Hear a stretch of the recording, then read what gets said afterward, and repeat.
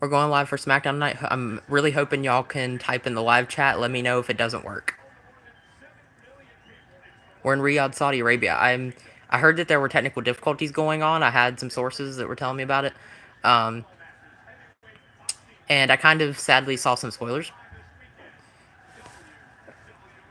I saw that there might be a title change. I saw like a John Cena CM Punk segment. So I'm excited to actually see it for myself tonight, though, instead of getting spoiled for it.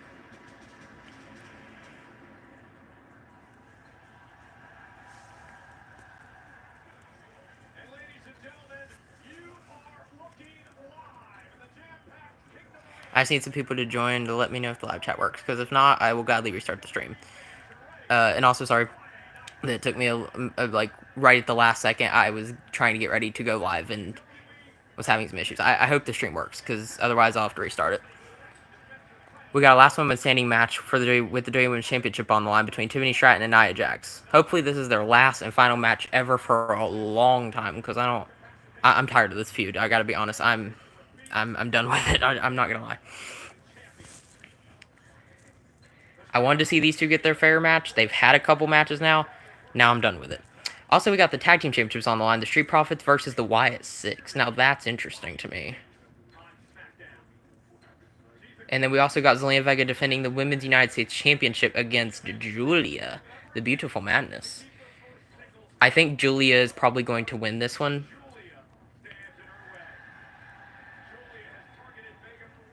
I may or may not have seen spoilers on that one, because I didn't want to, but I did. Just happened to scroll through social media and saw it. I know I probably shouldn't have done that, but oh well, it is what it is. I can't take it back now. It's 2 minutes in and it says nobody's commented yet, I wonder.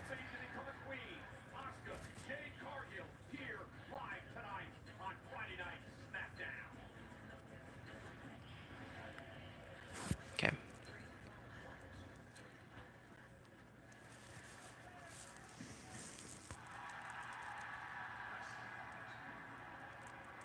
Here comes Cody. Cody Rhodes. Cody Rhodes. Cody Rhodes. Can you check to see if the live chat works? If you don't mind. And put a comment in a video if it doesn't. If it's you, VJC, then do that again if you don't mind. I mentioned this earlier because we started the stream a couple minutes ago now, but if it doesn't work, just I'll restart it. Oh, 7 people in here. Wow, good to see you all. If you haven't subscribed, go do that right now. I'm closer to getting 100 subscribers. I'm getting closer each and every day. I think right now I'm sitting at 72, so I need like 28 more to hit my goal. I'm getting really close, y'all. And thanks for liking the stream. I really appreciate it. Like I said, we got Cody Rhodes coming out now. I heard that there were some technical difficulties during SmackDown and his segment got cut out, but hopefully we get to see it all happen now. I'm hoping there's no issues with it. I like the stage. I don't know if it's always been like that. It looks really big this time around. It's interesting. Hi, Jay. What's up? That's an interesting last name. Churjanowski. I don't even know if I pronounced it right. Churjanowski? That's cool. Cares is a one-time Undisputed champion. Oh, add the achievements on there. I didn't see them all. Oh, thanks, Jay. Appreciate it. Hi, Dawn Hester. Victoria Gaslam, get out. Okay. Are you trying to do it sound like get out or whatever? I can't really do it, but you know what I'm talking about. Oh wow, nice. Yeah, I'm really good with names, so I normally see name. I have to see him a couple times. About after I read your name about 3 or 4 times, I'll memorize it and I'll know who you are. If you're like a big supporter of mine, I'll know you instantly. So, welcome to the club. That's Cody and Jay from Raw last Monday, whatever you call it, like this past Raw. You know, I keep wanting to say last week, this past week. I'm glad the live chat's working because I've had issues with it in my past live streams here lately. Thank God it's working as of now. Knock on wood or knock on a wall or something next to me. I pray to God it keeps working.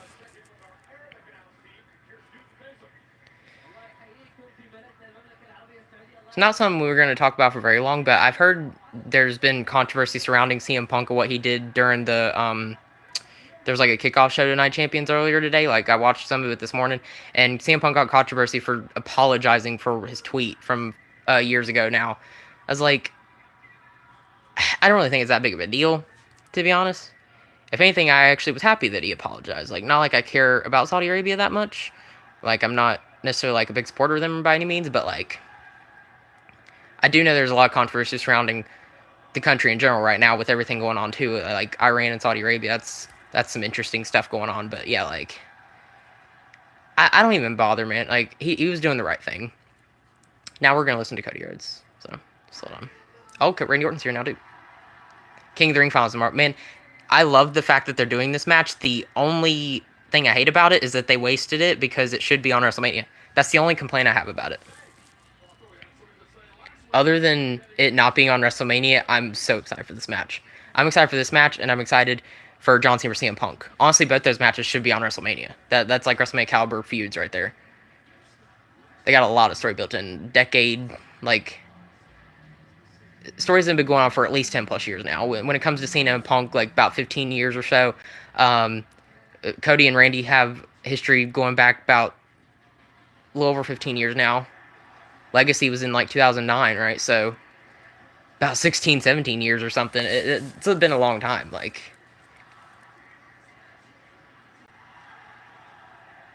and plus we got Jade Cargill versus Asuka for the Queen of the Ring. I think Jade Cargill is probably going to win and go on to face the new women's champion Naomi, is my prediction.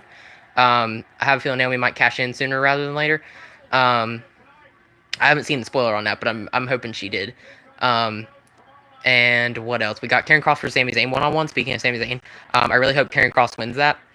Nothing against Sami Zayn, but I think Dewey needs to push Karrion Kross, like kind of the initiative online. You know, I like Karrion Kross. I've liked him for a while.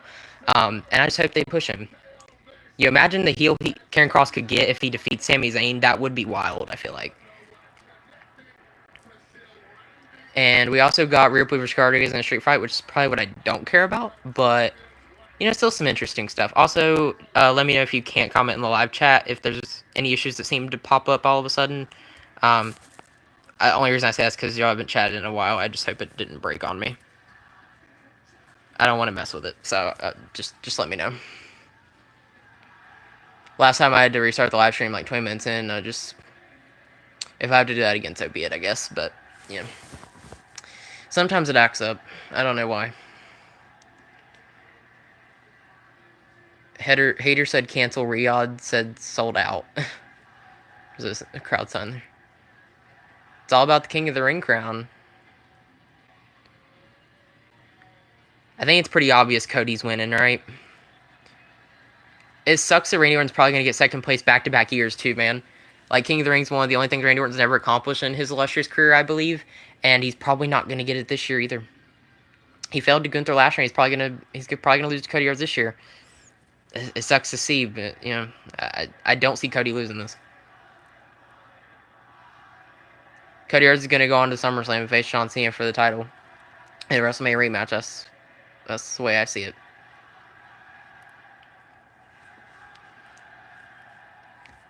I have voices in my head, they counsel me, they understand. They talk to me, talk to me, talk to me, talk to me.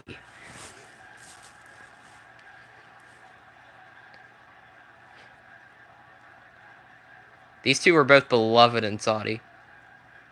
Wild. Wow. Before I get into what it is I wanted to talk about with you tonight, Cody, I got a question for all of you. Did you watch Monday Night Raw this past Monday? Sure did. So, did you see my man Cody Rhodes face Jey Uso in the semifinal match? Yeah. So I don't know, I have a feeling you all feel the same way I do. If you and Jey Uso are in the running for match of the year come Slammy time, then something is wrong in this world. Hell of a match, dude, on Raw. The match actually was pretty good. I'm not gonna lie. Now, that being said, the reason why I'm out here is because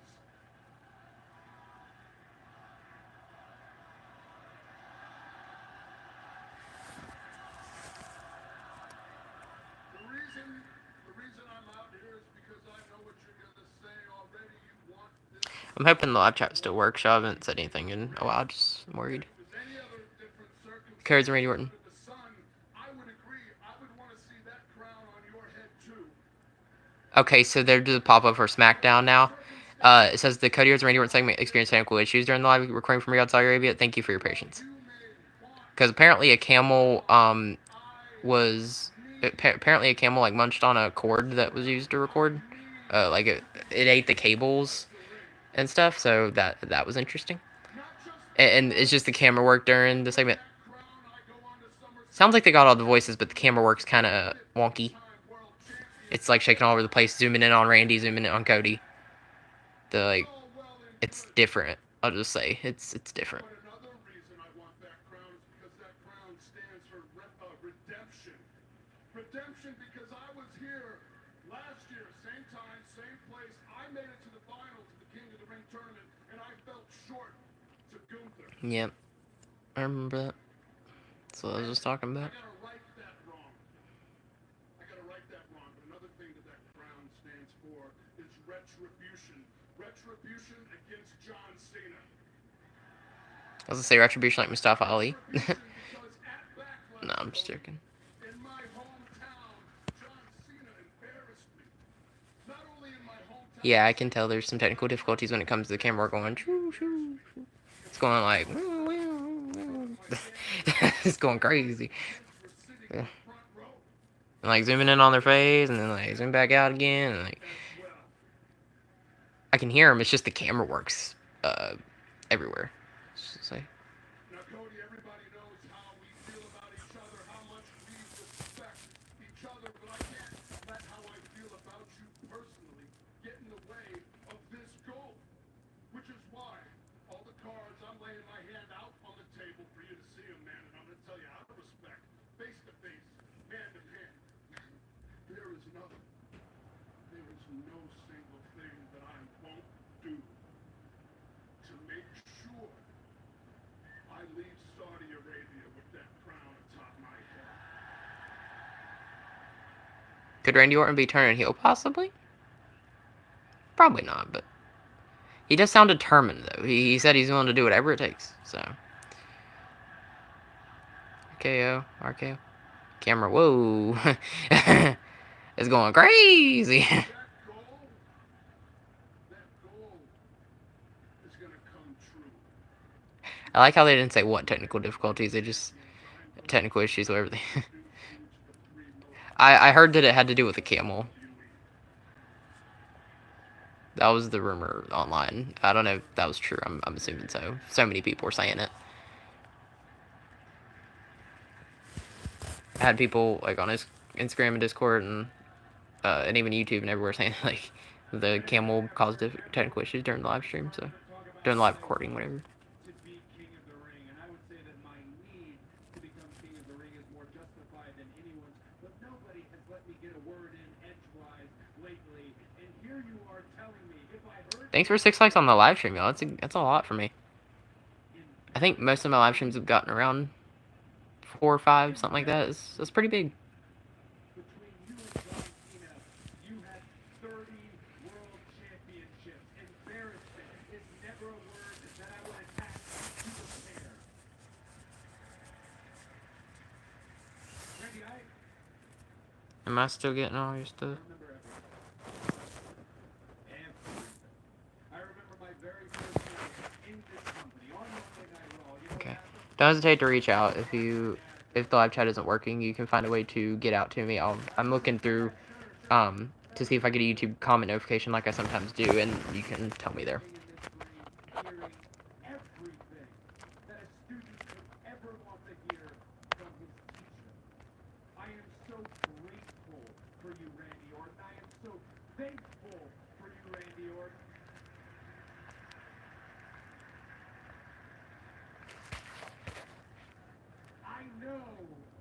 I know that you think you need to win this. See, share. I'm telling you, no matter if it's John Cena or CM Punk, It'll probably be John Cena. Although Curtis or CM Punk at SummerSlam would be a money making match, but that's probably not what they're gonna do. a little bit more.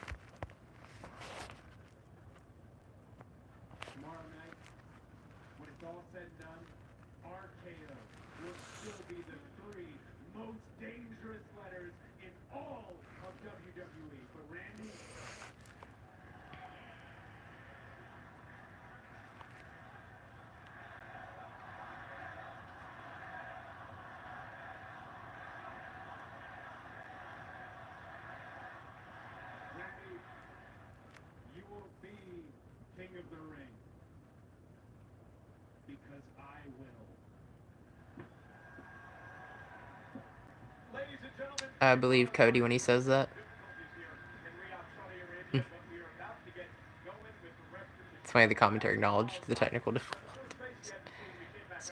Such a dumb situation that they got put in there. I'm gonna mess with something. Hopefully, I don't regret it. Oh my gosh. Okay, so it literally just blocked some of the comments. Hold on. sorry guys. I just realized I missed some comments. Sorry. Hold on. Let me get my comment section or my live chat acts really weird.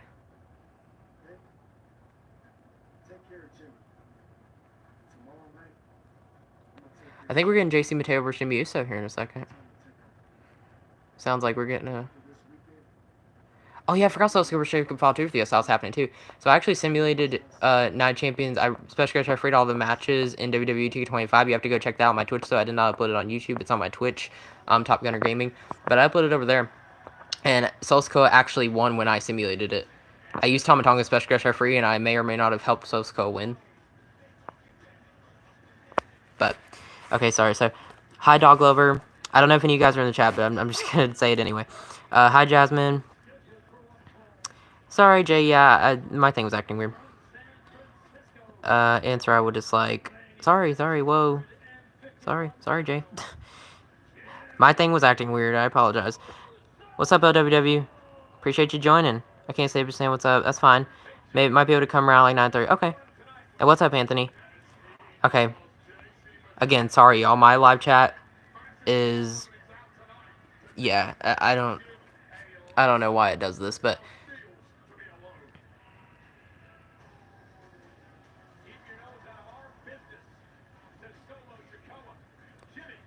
I promise I don't have, like, that many comments. So I literally look at almost every single comment that comes up, and I didn't see anything. I promise. I pinky promise through the screen. Like, I did not see anything. So, because it's acting weird. Okay, last thing I see right now was Anthony said, what's up? And I said, what's up, Anthony? All y'all are big supporters. Anthony, LWW. Jay, I don't know if you're subscribed or not. I hope you still are, because he sounded kind of mad. Sorry. All the people that shouted out earlier. Dawn, Victoria, Dog Lover, Jasmine. All you guys, thank you. Thank you for joining and liking the stream. I don't know if anyone disliked, but thank you for liking if you did. I think we're currently live right now. Yep, sure are. Okay. Just making sure. Alright. I'm gonna read the comments as they come through.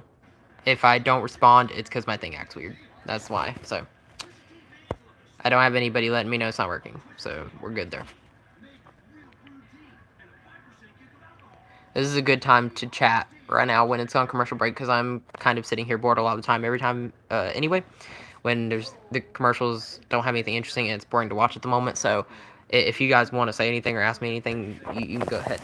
Any special requests on videos too, because like I'm trying to think of more ideas. I've been doing more gaming content on the channel mainly because someone requested me to, but I'm probably not going to be able to do that for very long, because I think I'm running out of storage space when it comes to those videos. They take a lot longer to upload, so when I do them simultaneously on YouTube and Twitch, it's a very hard thing to do, and I try my best, but yeah, I don't know how much longer I'm going to be able to do that. For UWE Nerd, I was doing those videos because he recommended them, and I was like, ooh, this is fun, but it is also very hard to keep up with everything, so I want to try to keep most of my gaming content on Twitch from here on.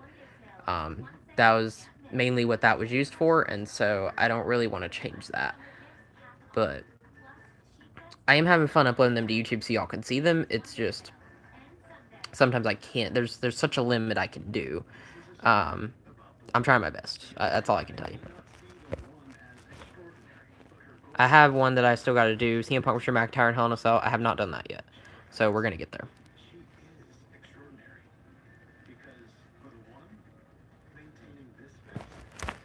Anything? Nope. Okay. Live chat's still showing for me. As far as I know, this looks like it's still there, so we're good. Hopefully.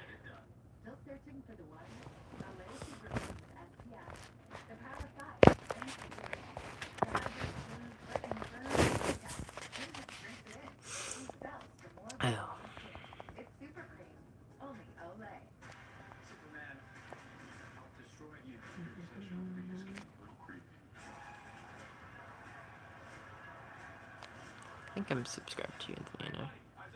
I don't want to go out of here. I can add y'all as moderators, I realized, so LWW, go ahead. Change Sherman's live and also skip place your motors. Review, remove chat messages.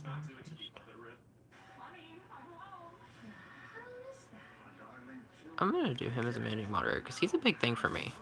So I like him. He's now a managing moderator. That's perfect. OWW Figures, you've been here for a long time, so I'm gonna give you deserve it. Because you did it for me, I'm pretty sure, so I'm gonna do it back to you. We both follow each other on YouTube channels. Not only go follow me, I would appreciate if you follow me too, don't get me wrong. I'm trying to get to 100. LWW Figures has actually surpassed 1,000 subscribers. He's at like 1.22 or 23,000 subscribers last time I checked. And if you aren't followed to him, I definitely recommend you follow him. LWW Figures. He does a lot of action figure videos on there. He does live streams. Plays WWE 2K25 even like me. He plays Blookit on there. So I definitely recommend go checking him out because he has a fun time with everybody on there. Now we're back. MetLife Stadium. Late night featuring... Oh, there's a Tony Hinchcliffe show again, but this time for SummerSlam. I think they have one for Mania. Was it Mania 41 or Mania 40? I'm pretty sure it was earlier this year, Mania 41. Yeah. They're doing that again, I guess. I'm excited for SummerSlam. I know we don't know any of the matches yet till tomorrow. We'll have a better idea once the winners of the King Queen of the Ring happen tomorrow night. Also, I'll be here tomorrow, live stream Night Champions, so y'all join me there. 1 o'clock Eastern Standard Time. Or Eastern Time, whatever. And Leo will be with me, so y'all can ask him questions too, because I know y'all like it. A lot of y'all that have seen my videos with him like him, so y'all can even ask him anything. Here comes JC Mateo. I like his theme song. You know, I don't know what it is with all the Samoan guys, like all the Bloodline guys, having banger theme songs. Solo Sikoa, Jimmy Uso, Jey Uso, excuse me.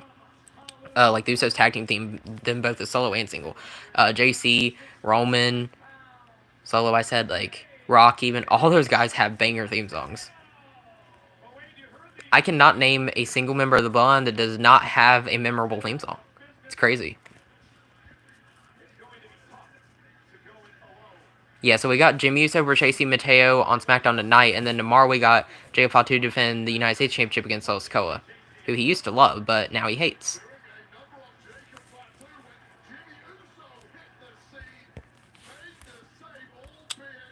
Sure. Okay. On my end, the chat still works. Y'all just haven't said anything. You don't have to. I just want to make sure it still works, because I've had technical issues, just like they did in Saudi Arabia earlier today. When it comes to YouTube, they've been giving me a little bit of a hard time here. They don't want me to succeed, apparently. In all seriousness, I've actually had a very fast growth rate. I've enjoyed doing this. It's always going to be a side job for me. It's never going to be my main career, because you really can't make a lot of money off YouTube, as far as I'm aware. Like, it's a hard career in general to do as your main career. I can't do it, but it's something fun to do every day or every other day, every week at least. Uploading videos, doing live streams with you guys, just chatting. I like to be social. I also need to make more friends, so like doing this helps, you know.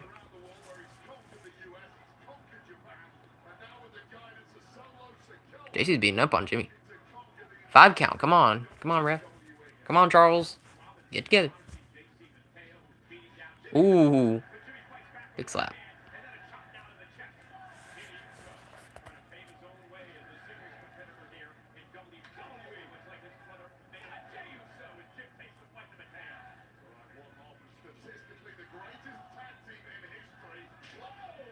Also, I don't know if you're in here. I just saw something, but shout out to VJC, by the way. I'm going to be doing... I plan to do... I don't know if it'll be tomorrow or Sunday. It might take me a few days. I don't know yet. But I'm going to try to record a video talking about my review on the DLC number 2 pack in WWE 2K25, the Duncan Destruction DLC. It's got Abyss, Great Khali, and 3 NBA stars. Tyrese Halliburton, Jalen Brunson, and Shaquille O'Neal. I'm going to make a review on that at some point later in the week. It might be a couple days, but I'm going to try to upload it here on YouTube, because I played it on Twitch. If y'all haven't followed me over on Twitch, you can see it there. But I did a video over there, like, playing all the superstars, and then I'm going to make a video talking about all the unique things that happened in the recent patch 1.16. there's different, like, there's a new arena, there's a new move. Well, there's actually a bunch of different moves and taunts and all that stuff. I'm going to go over all that in a separate video, though. Be coming out on the channel. I'm going to predict around Sunday-ish, because I don't know how much time. I'm going to be busy tomorrow. I don't think y'all see a video from me tomorrow unless it's, like, early tomorrow morning. But I'm going to have a busy day tomorrow, so I don't know if it'll be tomorrow. But Sunday, I'm going to try to upload possibly a couple of the videos. We'll see.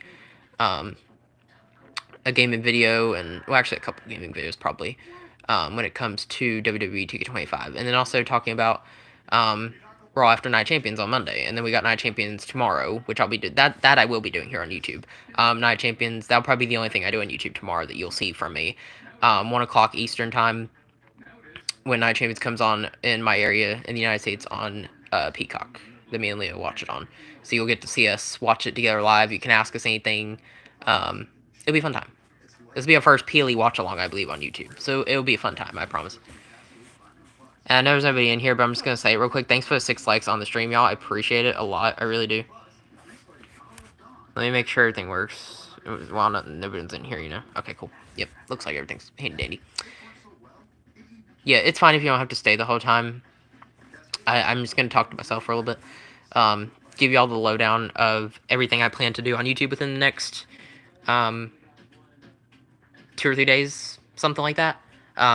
Yeah, I mean, I don't ever have an upload schedule by any means, but I can tell y'all a time frame, like, of when I think it could be. Because I kind of just upload them whenever. I don't do a specific time or anything. I'm not very consistent when it comes to time, but I do try to get videos out there for sure. I just got to work on, like, a time management, time schedule, scheduling my videos, time management, you know. Because I'm not good at that. But once I get better at that, you know, you'll see videos from me at a specific time of day. Like, maybe Let's Play videos come out at 12, or gaming videos come out at, like, 5 or 6 o'clock, or something like that. You know, something like that, where I can schedule it a lot easier. Because I record a lot of them on my phone, like I'm doing here, and then I upload them through YouTube. So, like, I can take it from my camera, or I can take it from, like, my screen record tool, and I always upload the videos. If y'all hadn't seen the day 1 Let's Play ladder I uploaded earlier, I also checked that out, because it was interesting, I'll just say. I didn't do too good, because it was kind of hard, but it was kind of fun.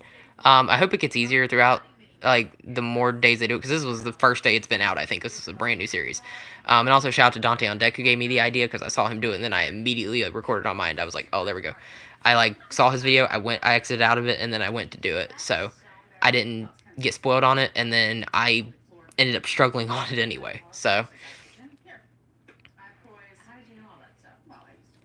and then I also do bingo, connections, and Wordle. I'm doing very good on Wordle. I have like a 17-day streak on it. It's crazy. But if I have time tomorrow morning when I wake up, I might try to upload day 2 of that ladder video, like the Let's Play ladder, and then also day 22 of the other 3 series, bingo, connections, and Wordle.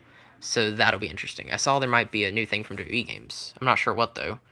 Do we know who the new playable superstar is in the WrestleMania 4 DLC, I wonder? I'm hoping that gets revealed. I heard it got leaked to be Rey Fenix, but I'm not sure. I'd totally be excited if it's Rey Fenix. If Rey Fenix and Aleister Black are coming into the game like rumored right now, I would be so happy for it. Because originally Travis Scott was supposed to be in the game, but then I guess there was a falling out. So I'm really excited to see how that goes. I hope we can get Rusev in the game too, but I don't know if that's possible since he came back on the After WrestleMania. Aleister Black actually came back later. Even though his return might have been planned earlier, he actually came back like 4 days after Rusev did, so it'd be kind of cool if we could get Rusev in the game too. Because there's a lot of missing superstars in WWE225. Like, when you look at the current roster, and there's guys that are missing, like JC Mateo, for example, who's in this match. Like, he's not even in the game. You have to download Career Creations to even get him, and he's like a custom superstar. It's not the legit thing, sadly. So a lot of that sucks. I had to download a lot of NXT people that I don't have that I really want to get. I had to get them. It's like similar things. A lot of the things I download are honestly like alternate tires when it comes in game, if you know what I mean. I try to get custom superstars specifically for Jey Uso because he has a lot of nice Yeet gears. And I got a couple for like Cody and Punk, and I know there's like some Romans in the game that I have too. Like, so.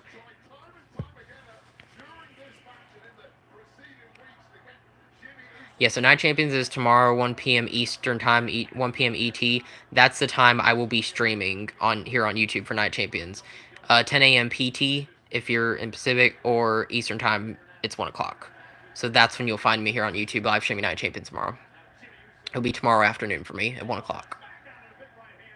For some of you watching, if you're either overseas or in the West Coast area, like on the other side of the world for me, then it might be around 10 o'clock when you get it. Might be morning time. But for me, it's the afternoon. So, whichever works for y'all, that will be when I'm streaming. And if you can't make it, it's not the end of the world. But I'm just saying I recommend it because we're going to have a lot of fun time. Who knows? I might even, might stream some gameplay with me and Leo, too. I might think about doing that, honestly. Might simulate some of the Night Champions matches ourselves, maybe, or play some Universe mode, because me and Leo have a Universe mode that we play together on WWE 225. Y'all might be able to watch that and get a little sneak peek of that, so if you're interested, you can see for yourselves, but yeah.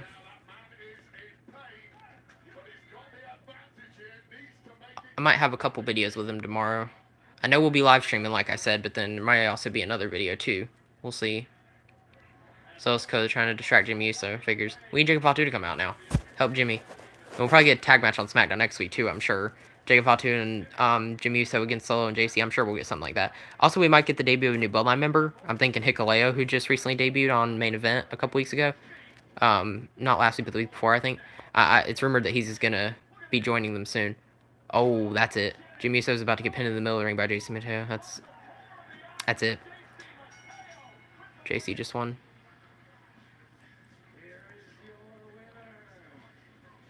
Do y'all think Sikoa has any chance of winning the United States Championship tomorrow? He did in my WWE 2K25 simulation, but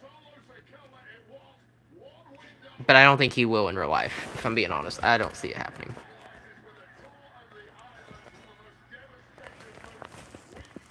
I gotta keep checking up on the chat, make sure everything's smooth.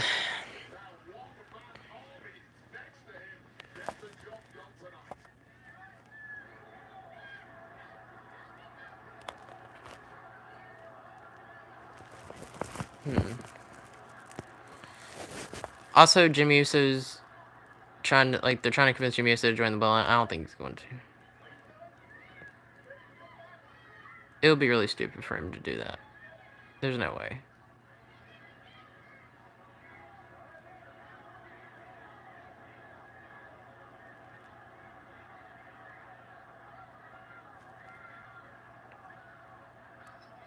Nah. Oh, man. Jacob. We love you, Jacob. Come out. Come out, Jacob. Do. There we go.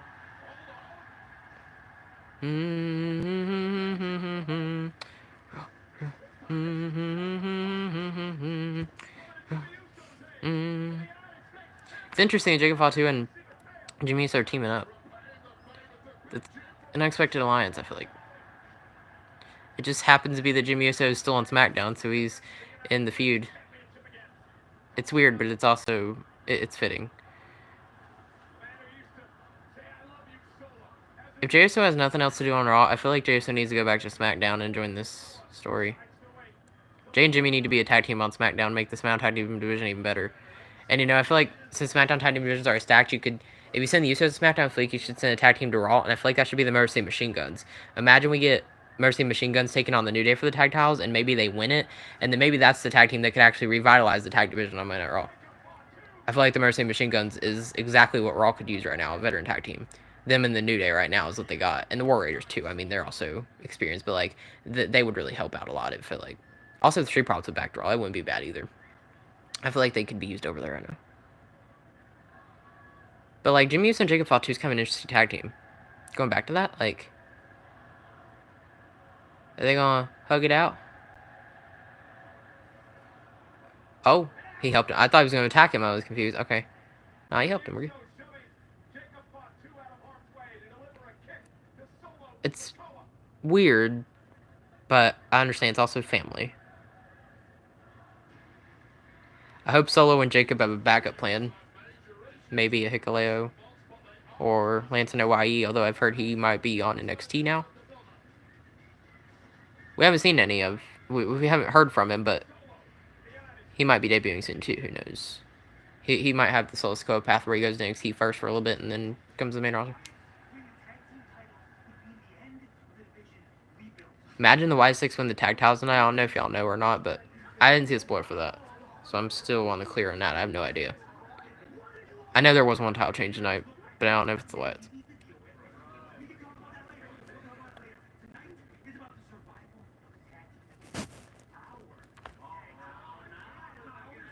It's DIY's tag team division, huh?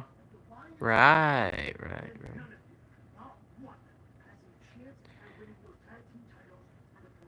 By the way, Los Garza have the AAA World Tag Team Championships.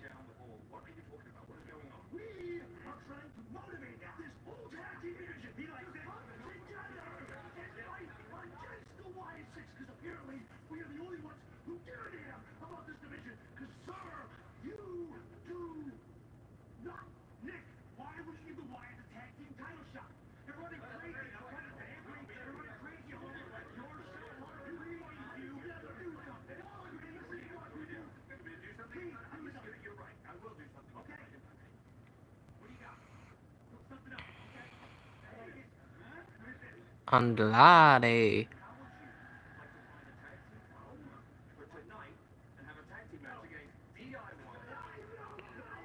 Who could Andrade possibly team with, y'all? Carmelo Hayes? Miz? The one of the Los Garza guys, I would say, like Humberto. But, I don't know. Here's Julia.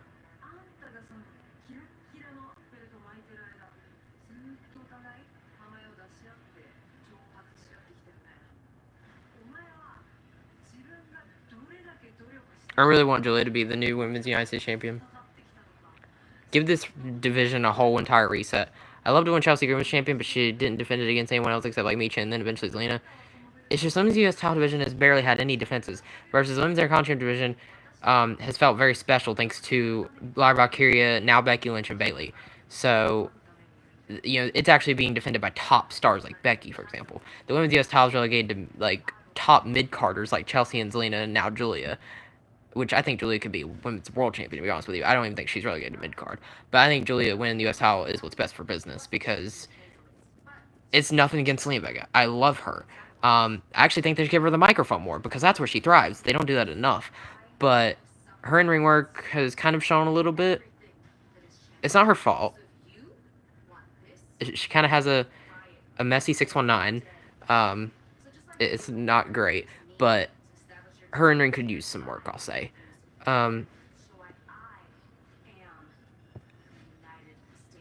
Also, she's really pretty, by the way. But I think Julia could make the US title division feel a little more special than Zelina Vega is doing right now. Also, Zelina Vega's theme song, if we talk about it, is a horrible visual, we'll say. It's called The Visual, that's why I say that, if you get the reference. If you know, you know. But, like, it's not good. It's not good. Chat's still working, cool. There's nobody in here now, but I'm lonely in here. I'm Mr. Lonely. I have nobody for my only. Oh. Zelina Vega.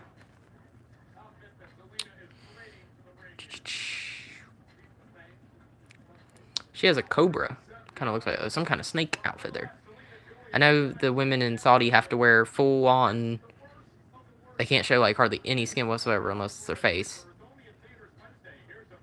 Oh, she has pretty hair too, like black and white hair. Why am I like crushing on Zelina Vega all of a sudden? She looks good. She actually looked really good. I don't know what it is.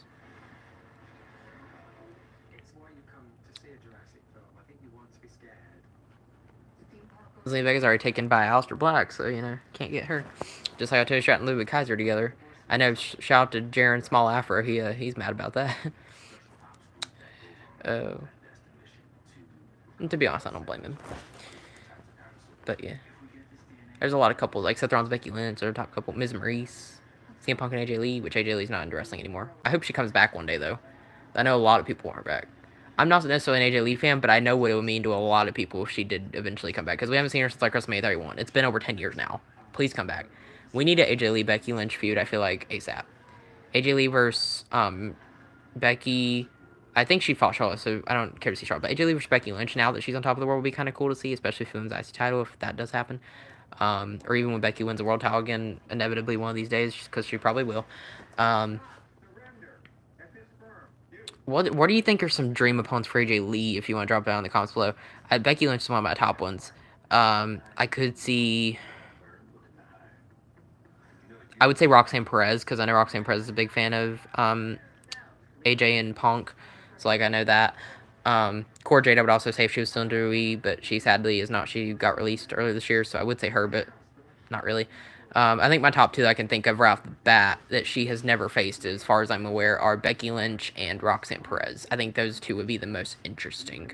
Also, AJ Lee versus Bayley would be really cool too. You know, add Becky, why not do Bayley too?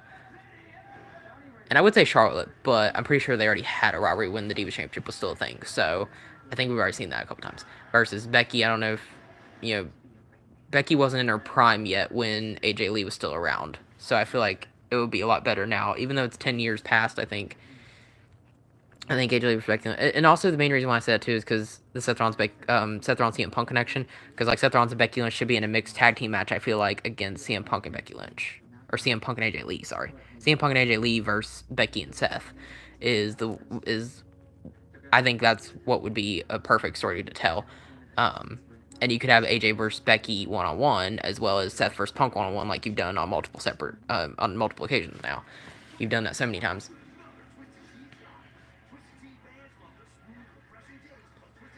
And I've heard that, you know, the Evolution PLE is going to be happening soon here in a couple weeks. I've heard rumors that Paige, as you know her in WWE, or if you watch her in AW, you know her as Saraya, she might be coming back to WWE soon. Possibly at the Evolution PLE. Like, she might end up being a secret host of it or something. That'd be kind of cool. If I swear, if her entrance music hits and I hear her Stars in the Sky, wherever her theme song was, and I hear that theme song at Evolution, I will pop like crazy. I love Paige. I wish she didn't get injured because she got some really bad injuries and then she ended up leaving the WWE to go to AW. Had that not happened, like I think she would still be really good in WWE. But I wish her a successful recovery if she's injured. I don't know if she is. I've heard her go on interviews and say that she wants to come back. So I hope she comes back to WWE and even if she's not a wrestler, she would be a really amazing general manager. She did that for a little bit, I'm pretty sure. Um, I would love to see her in a manager role, or even a commentator role wouldn't be bad either. Something. Backstage producer, like some other Hall of Famers do. Like I know Jason Jordan, Robert Roode, even Abyss, like some of them guys do it. Something like that would be good. I would love to see Paige and Dewey in any capacity, for sure. I don't care if it's a wrestler or like a producer or even a commentator or what she is. Some aspect of Dewey, like literally anything. I would love to see it, truly.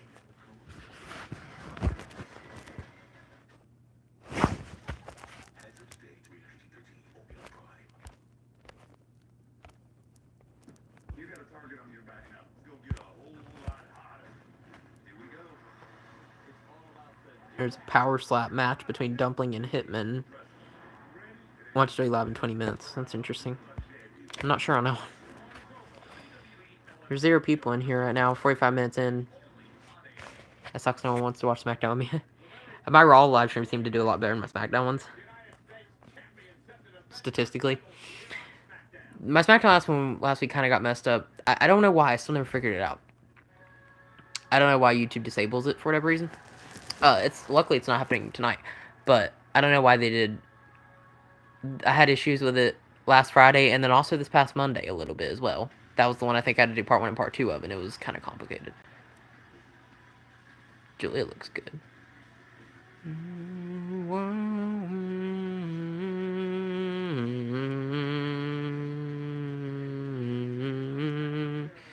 Do do.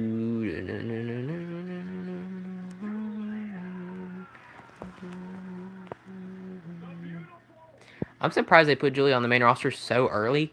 She was actually, I don't know if y'all guys knew this, unless you saw my video from earlier today, my WrestlePlay Ladder video, but did y'all know that Julia was actually ranked number 2 Pro Wrestling Illustrated top, like, in the top 10 women's wrestlers of 2023?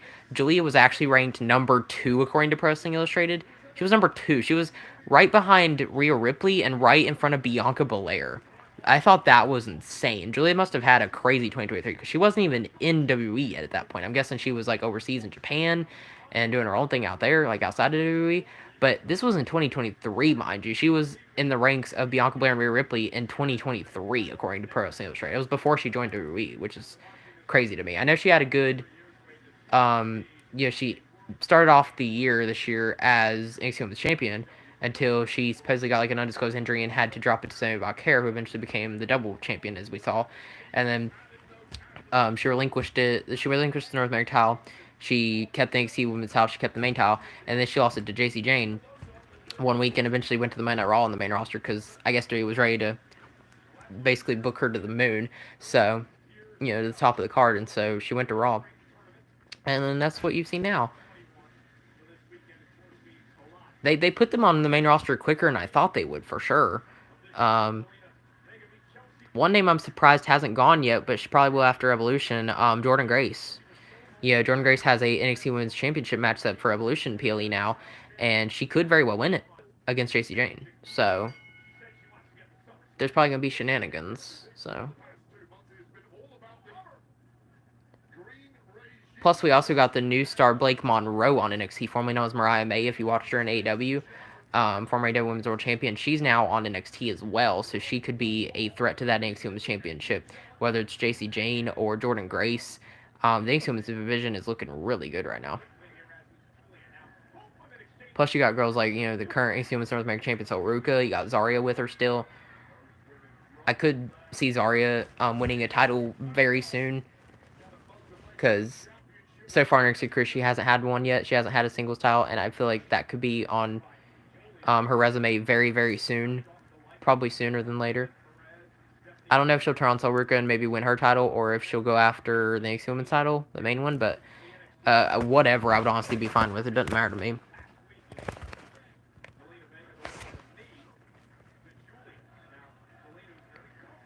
I bet the Zelina Vega and Julia match is actually about to cook, because they're both really good in ring. I know I crapped on Zelina Vega in ring earlier. I'm not trying to make her look bad. I just don't think she's as good as someone like Julia, because when you look at Julia, she's got it all. But they really need to put Zelina Vega on the microphone more, because that's where she thrives, like, in all seriousness. They genuinely need to put her on the mic a lot more, because they don't do that enough. If they did, she would be a more interesting Women's United States Champion right now to me. But since she doesn't really have much screen time, she's just... I just wish they presented her better. I like Zelina Vega, and I was really happy when she got the Women's United States Championship. And then now, I'm like, I kind of wish Chelsea still had it, because Zelina's run's been a little disappointing to me. I don't know if y'all like it, but I don't know. It's a little underwhelming. I really wish the best for Zelina. She's one of my favorites on Smackdown, but they need to make it more believable. I don't know. I think Julia's gonna win it. I may or may not have seen a spoiler from WWE Games, and also from I think that was a spoiler from WWE Games, one of Instagram posts earlier that I saw. But I don't know, maybe Julia can refresh the division a little bit. Maybe she can give it a nice fresh breath of air, I don't know who will be her first opponent. I would say Jordynne Grace if she was on SmackDown, but that hasn't happened yet. Who do you think would be a good opponent for Julia for the Women's US title? I wonder. Julia. I mean, there's Chelsea. There's Mi Chin, although I don't really want to see that again. B-Fab. Huh. I can't really name a whole lot of women on SmackDown, to be honest. Timmy Stratton once she loses, maybe. Ooh, Julia versus Timmy Stratton's a dream match, actually. I would love to see that. What else, though? Julia versus Naomi. Although I don't think Naomi will be cashing in on the mid-card title. I hope not, at least. It'd be the first time a women's Money in the Bank's eligible to cash in on a mid-card title. I just hope she doesn't pull an Austin Theory and be unsuccessful on a mid-card. That would be horrendously bad. They never need to do that again. I will be fine. I will live a long time if I never have to see that again. Um, yeah, I wonder what else would be. What do you think would be a good opponent for Julia if you're in the chat, like, for the U.S. title? I wonder, because I'm 99% sure she's gonna win. Um, I wish Selena Vega's U.S. title reign gave me more, but it didn't. I don't know. It's been alright. Being the second Women's United States champion ever, it's been okay. It just hasn't been great. It hasn't exceeded my expectations of it, and I wish it did. It's been a little underwhelming. And I'm not trying to be a negative Nancy. I don't want to go on and on talking about how it could be better, because that's just not how I want to be. I want to try to talk as positively as I can. You know, if I have to say the positives and negatives, that's fine. I'm going to point out the negatives when I see them, just like I'm doing.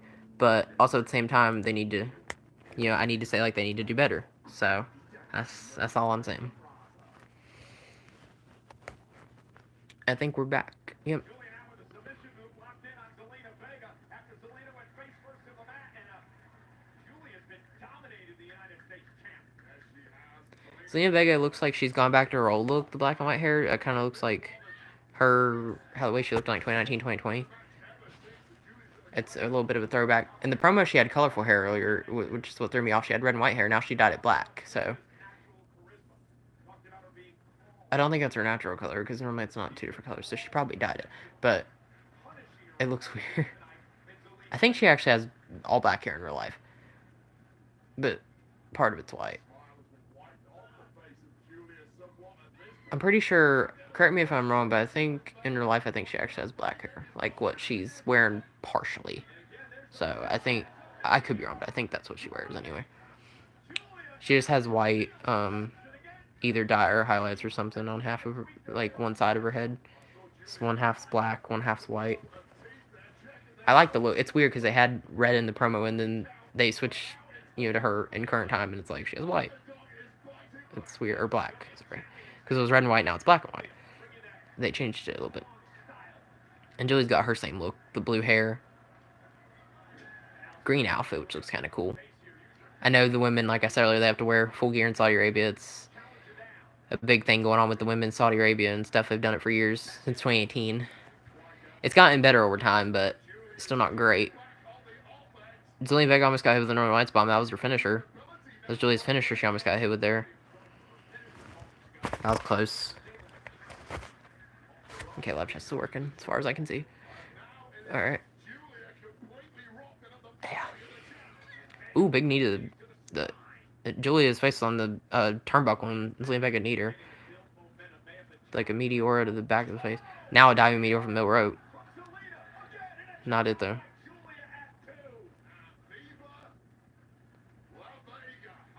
I was gonna say Viva la Laza, but no, Viva la Vega. Shout out to Eddie Guerrero.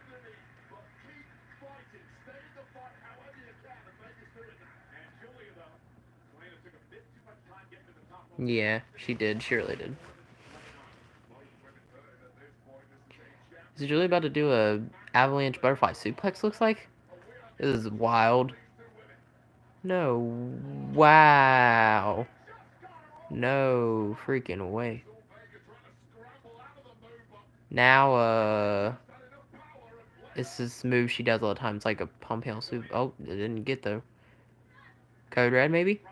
Going for it. Oh, she got it. She got it. No way. Oh, she got her foot on the rope. Oh, well.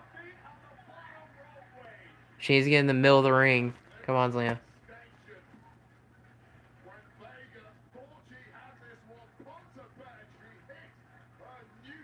Now is she going for like a frog splash? She looks like she's going back to the top rope. Not sure what she's thinking here though. See, moonsault maybe? Oh, a diving moonsault, but that didn't connect either. And now Julia. Oh, big knee to the face. Okay. Now what? Oh, another. Arrived Durcy, or whatever that move's called. Arrived Durcy, however you call it. Northern Lights bomb. Oh. Is Julia about to win? 1, 2, 3. We got a new Women's United States champion now.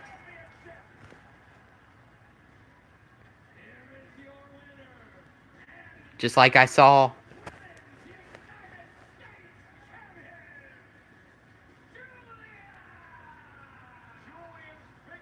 I wish I could get spoiled on that. I predicted it was going to happen regardless, but I kind of wish they had this match on Night Champions, I'm not going to lie. These two women put on a good match. A great match, honestly. It was really good. Julia did some big knees here to the face. Some knockout, and then Northern Lights bomb suplex, and that's it. It's basically just a suplex. It doesn't even look like a power bomb. It's like a suplex. Inverted suplex or something. But she calls it a bomb. Northern Lights bomb. Not like a bomb. Like, you know. Northern Lights bomb, though. It makes me think of power bomb, but... Yeah, I mean, it's crazy to put a talent on Julia already. Now, let alone have her be on the main roster, like I mentioned. Her and Sammy Valkyrie have been pushed to the moon. She's only been on Smackdown for a couple months now, or month or two-ish, or something like that. And they're already giving her the Women's United States Championship. That's crazy to me. That's wild. Beautiful Madness is now your current reigning, your third all-time Women's United States Champion. But I still acknowledge the greatest Women's United States Champion of all time, that being Chelsea Green. Pledge allegiance.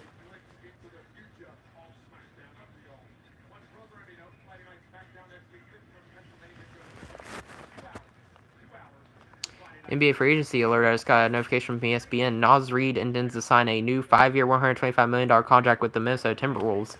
I don't know if y'all keep up with basketball or not like I do, but it's interesting. It's kind of a role player, but... Charlotte Flair tapped out Chelsea Green last week, and then Piper Niven hit a senton on Charlotte. It looked rough, and then Alexa Bliss came out to help. This partnership... How do y'all feel about this partnership between Charlotte Flair and Alexa Bliss going on right now? I don't know. Obviously, Charlotte doesn't really want to work with her, and Alexa Bliss, for whatever reason, keeps helping her. I hate saying this. I already see the future being them as women's tag team champions. I don't want it.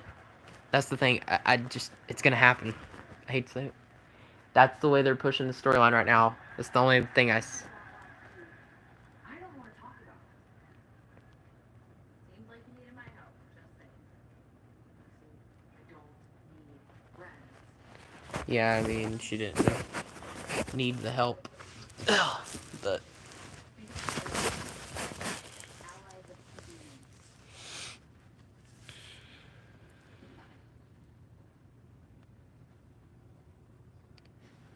I don't care to see Alexa Bliss and Charlotte Flair as a tag team. I don't know about you guys. Tomorrow we got Queen of the Ring finals, Jade Cargill versus Asuka. My prediction is Queen of the Ring final. Oh, I guess we're having a promo segment with them in the ring next. That's interesting. So it looks like we're already an hour away through, so like 1/3 of the way through Smackdown. That's interesting. Live chat's still showing. Let me know if it doesn't work, so I can check it. So far, we've had good luck. Yep. The Duncan Destruction DLC pack has arrived in WWE 2K20, including 30+ new moves and taunts. It's got 2 new weapons, basketball, and the famous Janus weapon used by Abyss. It's got some unlockables in the island like Cody Rhodes bought. Got a new locker code that got some My Faction packs in it. We also got some other My Faction content, like Alexa Bliss Firefly Funhouse version of her when she was with the Fiend Bray Wyatt. Nikki Cross 20, which was like a model from 2K22 if you ever played that game. And then also the Lily doll that Alexa Bliss comes out with, but like lifelike and super huge and everything. It's kind of creepy, but I also get scared very easily, so it's kind of why it looks scary to me. But it's like a really huge doll. The doll is really tiny when she comes out with it, but it's huge. So again, crazy stuff. My hat keeps wanting to fall down on my face, but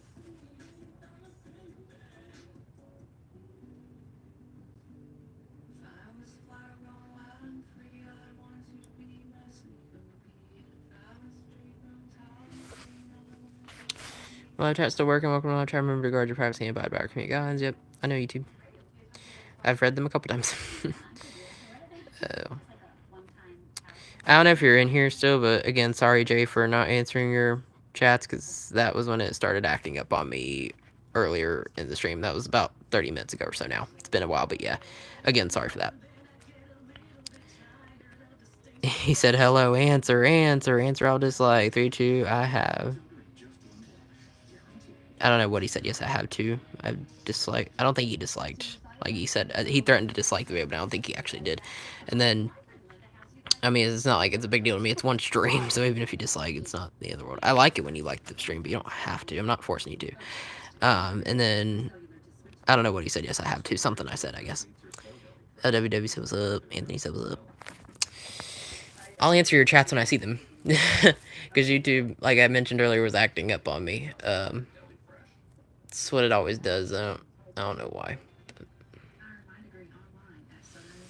Um, It's possible to raise a family, to pursue other things, and still further your education. And you can do it too from all over the country. I live in Massachusetts. I live in Texas. I live in California. I live in Pennsylvania. I'm from Florida. I live in Virginia. In North Carolina and St. Louis. I'm from Tennessee. And I'm from Georgia. Oh, you said where you live across the country. Oh, you agree.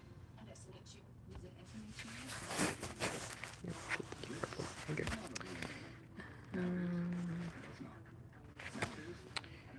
And there's 2 people in here from what I can tell. Y'all want to say anything in chat? Or just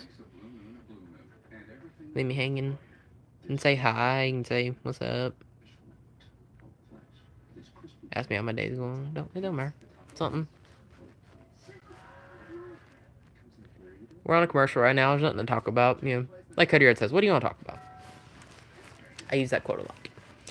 But also, if you haven't, go check out his interviews that he does, because he's really cool. At Cody Yards on YouTube, What Do You Want to Talk About podcast. It's kind of cool. He's interviewed guys like Brandy Rhodes. He did his wife on an interview, which is cool. And then he also interviewed Damon Priest and recently Kevin Owens. So that was cool. I watched all of them, and he's really good at it. He's starting to get into like the Chris Van Fleet business, where he interviews different wrestlers. Except the only difference is he's actually a professional wrestler. Versus, Chris Van Fleet lives to be an interviewer, not necessarily a wrestler. Cody Rhodes does both now, so that's kind of cool. I'm so excited for that match, and it's probably going to be the main event night champion, so we're going to have to wait a while for it, but man, I'm so excited for that match to start. That bell rings. Tomorrow, 1 p.m. ET. Night champions, we got John Cena versus CM Punk for the Undisputed title. We got King and Queen of the Ring matches, Courage versus Randy Orton, and Jake Cargill versus Asuka. We got Sasuke versus Jake Paul 2 for the U.S. title. We got a one-on-one non-title match between Sami Zayn and Karrion Kross. I know a lot of people like Sami Zayn, but I hope Karrion Kross wins because he needs a big win. He hasn't competed on a PLE in like almost 3 years, I think, since 2022 when he fought Drew McIntyre one time. So it's been a while. I think Karrion Kross deserves the win more than Sami right now.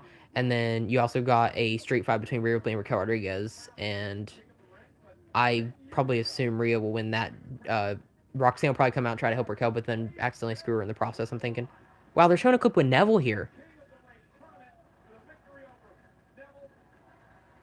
They just referenced Pac, formerly known as Neville. Wade Barrett when he won the King of the Ring tournament. That's crazy. 10 years ago. King Barrett. Remember that. Boom. Da-da-da-da-da. Wah, wah, wah, wah, wah, wah, wah, wah. Boom, boom. Da-da-da-da.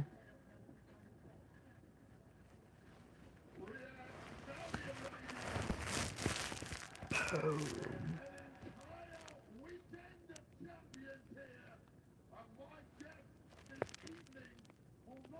That's cool that they mentioned Neville in the clip.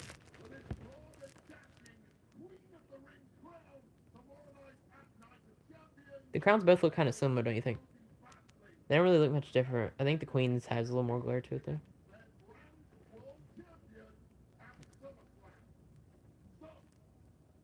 It's funny how the Queen of the Ring was actually introduced later. And at first it looked kind of ugly. They gave it like a purple tint to it, make it girly looking, and I didn't really like it. But now that they both look gold, I actually don't mind it. Here comes Jake Cargill. Oh, that's cool. They're doing a lighting thing with the ramp. A storm is coming. Do do do. Do do do do do do do do do do do.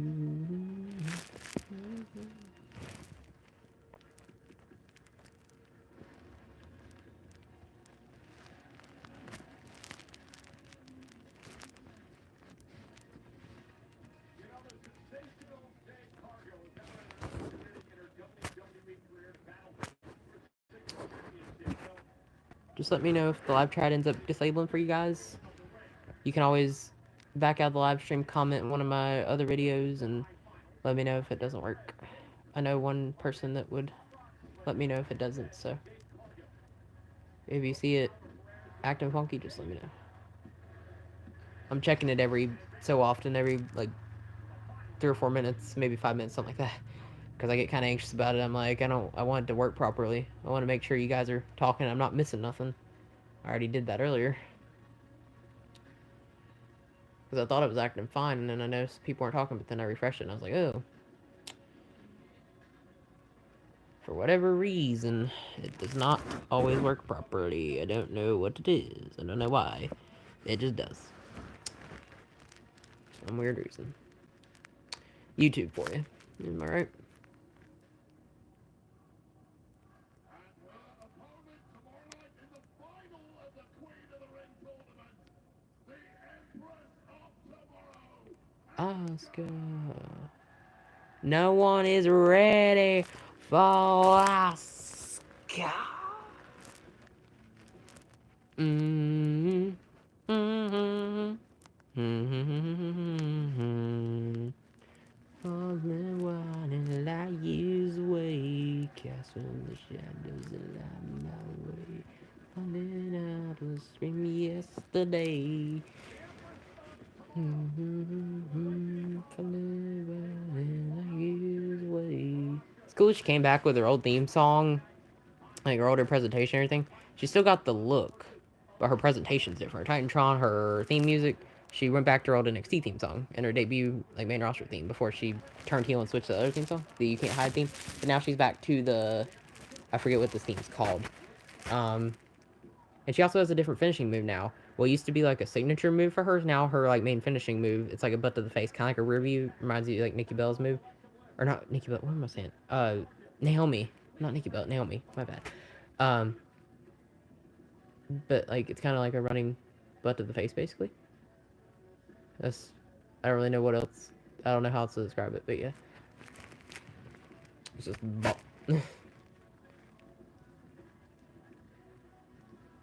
Take back today. I am the future. I think that's what the theme song's called, the future, or I am the future.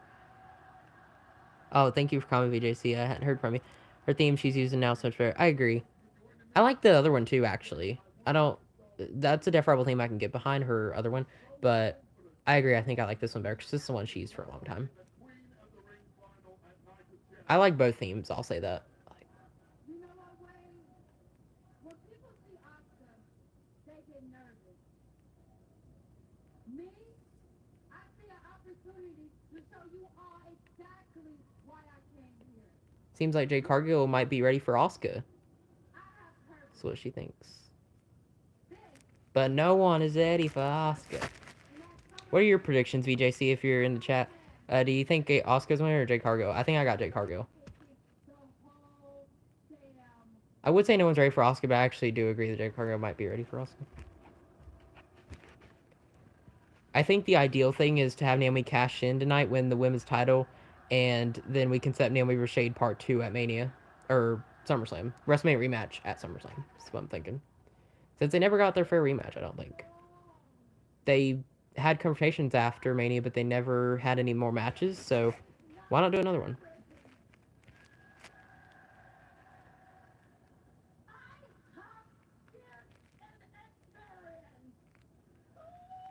Asuka's won her first 2 matches back, but I don't see her winning the whole tournament. I think she's going to end up falling short to Jade Cargill. I think Jade Cargill's probably the safe choice to win, too.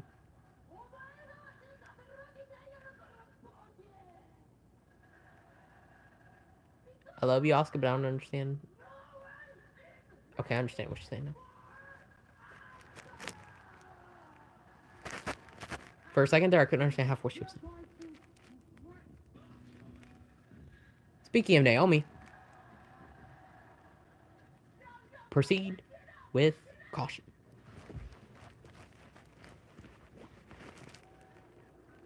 You better watch out.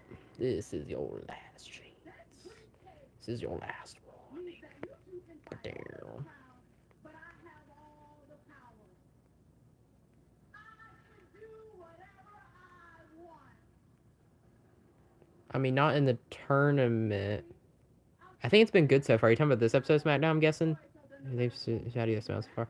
It's been good. We're not even halfway through yet, but like it's been good so far. The Cody Randy segment was pretty good. Pretty much what I expected, even though there were technical issues during it from the camel stuff earlier.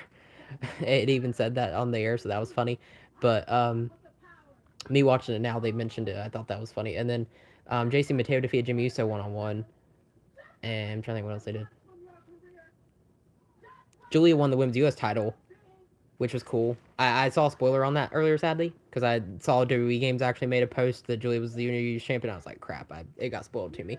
But and then Leo actually sent me a message earlier that spoiled the CM Punk segment later. If you saw that, um, so I saw that too. But I'm actually surprised later. I'm curious to see what he says because I didn't go all the way into it. Oh, J Carl's ready to punch her. She she knocked Asuka down to get to Naomi, but now Asuka's mad. Oh, big combos. 2K star right there. Oh, I don't think Naomi. The only way I see Jade losing is if Naomi costs her the Queen of the Ring. I don't see why she would do that. Naomi has a reason to help Asuka win the tournament. I feel like.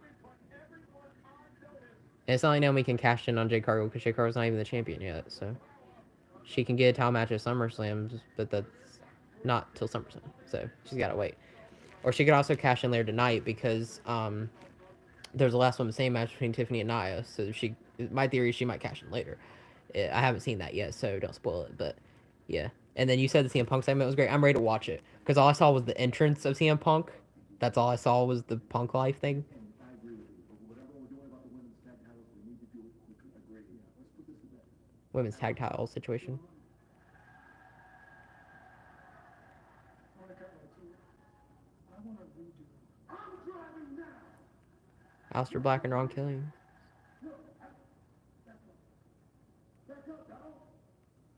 I feel like we should get a match between them two, Truth and Black. That'd be interesting.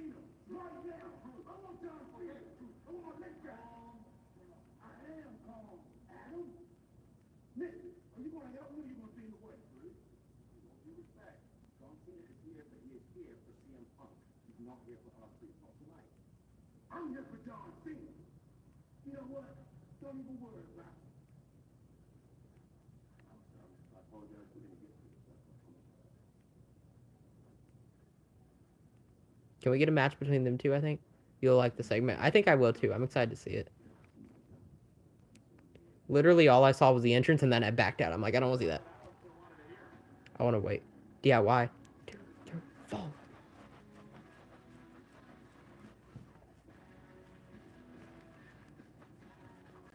I'm surprised I haven't uploaded this theme song yet. I think this DIY theme's a banger. It kind of reminds me of the Undisputed Era theme song. Fatal Stone, baby.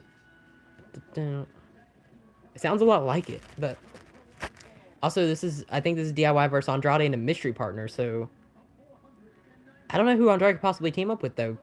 The only names that came to mind is Carmelo Hayes and Miz maybe, but he's not friends with them. He's enemies. So I don't know who's friends with Andrade. Birdo, but he's with Garza. So who could Andrade possibly? Is someone returning or? Yeah, I know. It's like during the Randy Orton and Cody Rhodes segment. I don't know if you're watching it on USA right now, but they showed during the Cody and Orton segment, like the camera was flashing back and forth like crazy, and it kept popping up on the screen. Sorry for the technical issues. Thanks for the patience or something like that. And I was like, that's funny. So they didn't necessarily cut out the segment. You could still hear what they were saying, but it was doing like some crazy camera work. It was like zooming in on him like this, and it was like back and forth. Like I wasn't even in the shot. Like it was wild. The camera work was going all over the place. It was not working properly during that segment, but after that, I think they got back on track. So, and now they're showing Oldberg. Mm-hmm.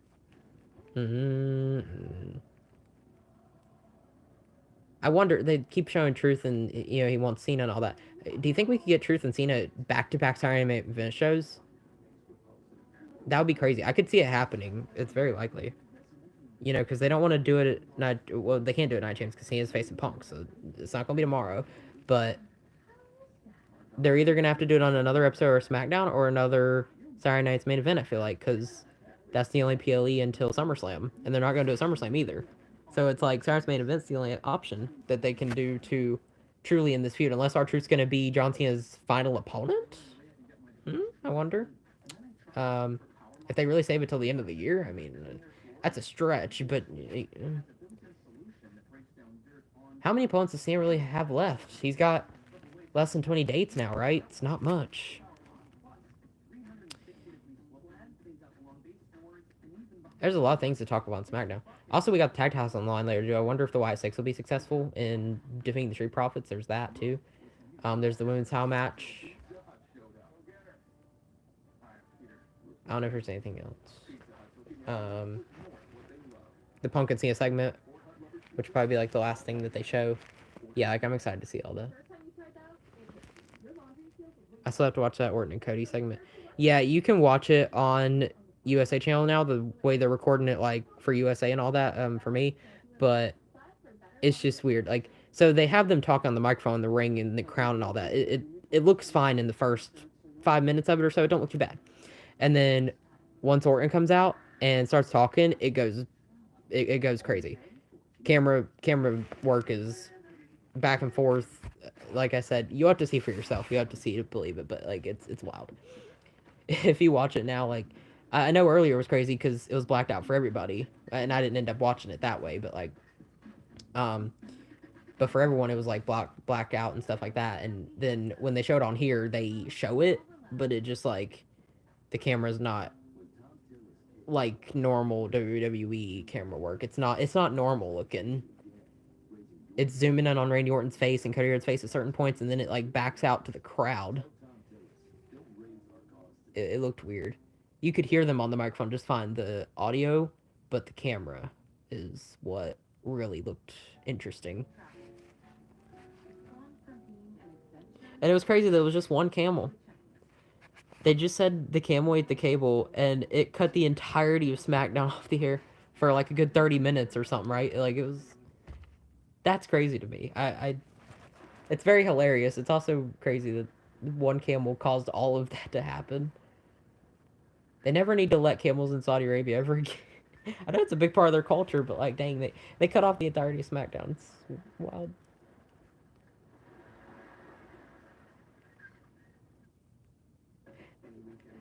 I'll say this: they can't have camels anywhere near like the production of it, and it's never happened before. They've been to Saudi Arabia for 7 years now, since 2018, I'm pretty sure, and this has never happened until now. That's crazy to me. I love the look of the arena. It looks like it has a longer ramp than previous years. I don't know. Maybe it's just me. I don't remember the ramp looking like that. It's in the same arena they've done it in, like the Crown Jewel Arena. It looks like the exact same. It looks like they changed the thing to the like the entrance way. Now they're showing Worlds Collide. Yeah, I heard the Legado Fantasma won the AAA tag titles, which is what they're showing here. Los Garza are the new AAA tag titles. They were holding it backstage too, which was funny. They lost the match, that 6-way match on Worlds Collide, but then on episode AAA, this was 2 weeks ago now, they won the tag titles. So even though they lost Worlds Collide, they got a big victory there. It was just like on a random episode AAA from what it shows. So now we got DIY versus Andrade, and who could possibly team up with Andrade?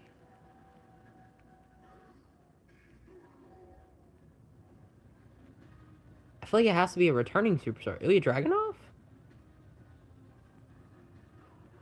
I don't know anybody that would make any sense, though. A debuting, I would say like Ricky Saints, maybe? I don't know, man. Oh, Ray Phoenix! Okay. That actually would be an interesting tag team. Animo Andrade. Andrade Animo. Wait, no. Animo. El Animo. Because it's like El Idolo. If you get it, like El Animo Idolo. I don't know if it's just me. I always notice the Phoenix kind of looks like the letters on Phoenix kind of look like Penta. If you squint, it kind of looks like a P. The only thing that looks different is the I. There's no T, but like I always see for some reason I look at it and I see Penta. The logos look very similar. That's probably why. The fire logo the Penta has on his Titantron looks the exact same. And Penta has a lot more order in his entrance. They booked him a lot stronger when he debuted at the beginning of the year versus Ray Phoenix came in later. They didn't do as much with him. But Ray Phoenix did get a surprise bomb WrestleMania 4 once. That was cool. And I've heard rumors that he's going to be that mystery superstar in the WrestleMania 4 DLC pack. That he might be that new Pope superstar. And if he is, if that's true, I'm totally happy with it. If him and Aleister Black are in the game, then sign me up. It's a good replacement for Travis Scott, I feel like, because we don't want him in the game. I don't think anybody wanted that. But at least if you get Ray Phoenix in there to pair up with Penta later on when he comes out, that'll be interesting. And plus, El Grande Americano will also probably be unlockable too, but I'm sure it'll probably be a island thing or a My Faction unlockable or something of the sort. Because he already has his part in the island with like the mask and stuff. So you could probably get him there, or you could do a My Faction live event for him or something like that, I'm assuming.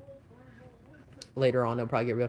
I'm going to buy that Roman 22 or Roman 24 tomorrow from the car market. I know I was saving up to get Lex Plus 25 originally, but I was looking at earlier today, and now I'm thinking after getting some packs and getting more stuff, I'm actually thinking now I'm going to buy Roman Reigns 24 for punches and promos to get Roman Reigns 22 Brawl, and then in that live event that's coming out tomorrow that they're like bringing back because it was an older one, but for that Roman Reigns 22 Brawl, like that tracksuit Roman thing, I want to get that, and in that live event it includes a Sinister pack, which could give me some of the people I still need to get Alexa. And then there's also another Punches and Promos Deluxe pack you can get from as well. So I'm hoping I can get like super lucky there and get some people I really want to get without having to buy them from the card market. And I noticed that the Punches and Promos packs, like I mentioned Roman, I noticed that they're available to buy in the card market now. So that's why I looked at getting him. I saw the upcoming live events. I saw Roman in the card market. I was like, ooh, I can do it. So I'm going to chance it tomorrow and I'm going to play it. And I'm just going to see what I get. I might even open packs on a Twitch stream for the heck of it. We'll see. I was strongly considering it. Maybe a Travis Scott song in the game, but not him himself. Fiend. You want Fiend in the game, don't you? Oh, God, I can't hear that again. Or he has that Raw intro theme, don't he? Whatever it's called. He sings the song that opens Raw all the time. It's the song from My Night Raw. I forget what it's called. The only person quote, don't worry now, Shabbatana. My time! My time! Yeah, I'm dying to get that, man. You know 2K is going to make it a collection set reward like they did with CM Punk 11. I hate it, but I know they're going to do it. I just know it. I want the theme song so bad. I've wanted it, and we haven't gotten it since like 2K17, I think. It's been such a long time. I know it wasn't in 22, 23, or 24. It's been so long now. It might have been in one of the other, like 18, 19, 20. It might have been one of those games I skipped, but I don't remember. I just know it's been a while. It's been at least 5 or so years now since we've ever had that version in the game. I want it now. Only versions they've given us are current and like 2008 Triple H, and I'm not a fan of either one of those. I want the 99. I also love to have a DX Triple H too with the DX theme song, like an attire, or even a 2008 DX attire, like 2000, was it 2008, 2009? Whenever DX reunited in the mid 2000s, I want that attire too. But 99 is the one I've been wanting for a while, man. The My Time theme song. Also, I've heard we're getting Drew McIntyre 10 with the Broken Dream theme song, possibly. That'll be cool. Um, there's a bunch of stuff. There's like a weird version of Cody Rhodes. I don't know what that's going to be. My guess was going to be like it's Cody Rhodes under the El Grande mask because they mentioned like Americano and then they mentioned El Grande Americano. So I was like, whatever that is, like La Pesadilla. I don't know how you say it. But like that version of Cody and then El Grande Americano as well. Some like elite figures. There's like a bunch of versions of Seth Rollins, Seth Rollins 12, Seth Rollins 17 when he came back, I believe. I hope he has the second Coming Burn It Down theme song for Seth Rollins. That would be cool. His NXT version, his elite version, Elite Jacob File 2, Jade Cargill, Triple H 99, like we said. You've probably seen videos already, so you know. But like, yeah. I saw all the people that got leaked online or whatever that 2K20 might have had it. Okay, yeah, I don't remember. I just know that was 5 years ago still. Almost six now, because 2K20 came out late 2019, I'm pretty sure, right? So it's been a long time since I know we've had it. I know it's been a while. Did someone take some of my candles? They're not all here. It's just been such a long time since we've had it, and I know I agree with you. I want it too. I want it really bad. But 2K is going to make it really hard to get. They're going to take money out of our pockets. Not they're going to burn our wallets up like crazy. I'm trying to keep it no money spent. I'm really trying. Plus, I don't have a whole lot of money I would like to spend, to be honest. In cash, I have about 60, so I could get $50 purchase maybe. And plus, I want to buy $10 for that WrestleMania 4 pack when it eventually gets all the details revealed. I'm going to eventually buy it and review it. Just not yet. I might even do a video once I buy the arena of like simulating all the matches just for the heck of it. Um, that'll be on Twitch and all that. You'll see it.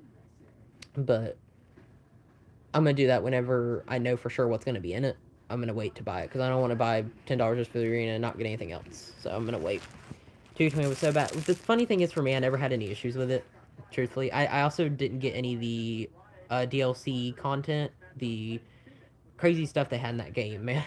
Um, the Fiend was cool, but everything else was interesting. Um, I had the basic version of the game.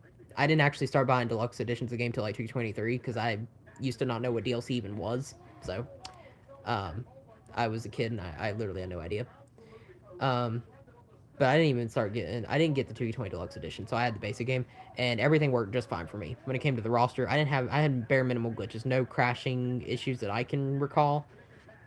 I seemed to get lucky because I saw all the bad reviews online at the time, and I'm pretty sure I told my dad like to get it for me for Christmas and to just get me the normal edition because I heard all the bad reviews about it at the time. So I got it later than most people, but then I bought it and it worked just fine for me. So I literally didn't have a problem with it. I also didn't have much fun playing the game because I know the gameplay was a lot slower. Like that part wasn't, just the gameplay in general was okay, but I also think 2K19 is overrated for the sole reason that 2K20 was bad for a lot of people. Like, I like 2K19, but I don't think it's the greatest game of all time by any means.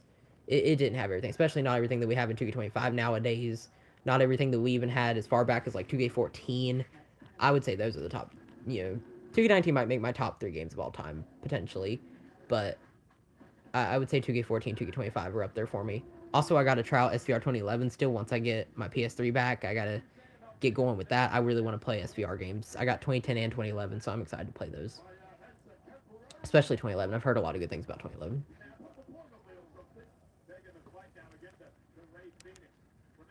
I love the Red WrestleMania mode. I've played it in WWE 12 several times, and it never gets old. And then in some of those older games, like you had create a story, create a move, like create a finish or whatever, all the way up until 2K14. I think it started in SVR 2011, and it had it all the way until 2K14. So like that's pretty cool.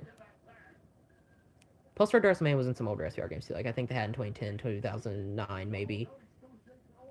I have as far back as SVR 2010 when it comes to games. I have SVR 2010, 11, WWE 12, WWE 13, 2K14 to 20, 2K22 to 25. Basically everything when it comes to that. I had Battlegrounds as well.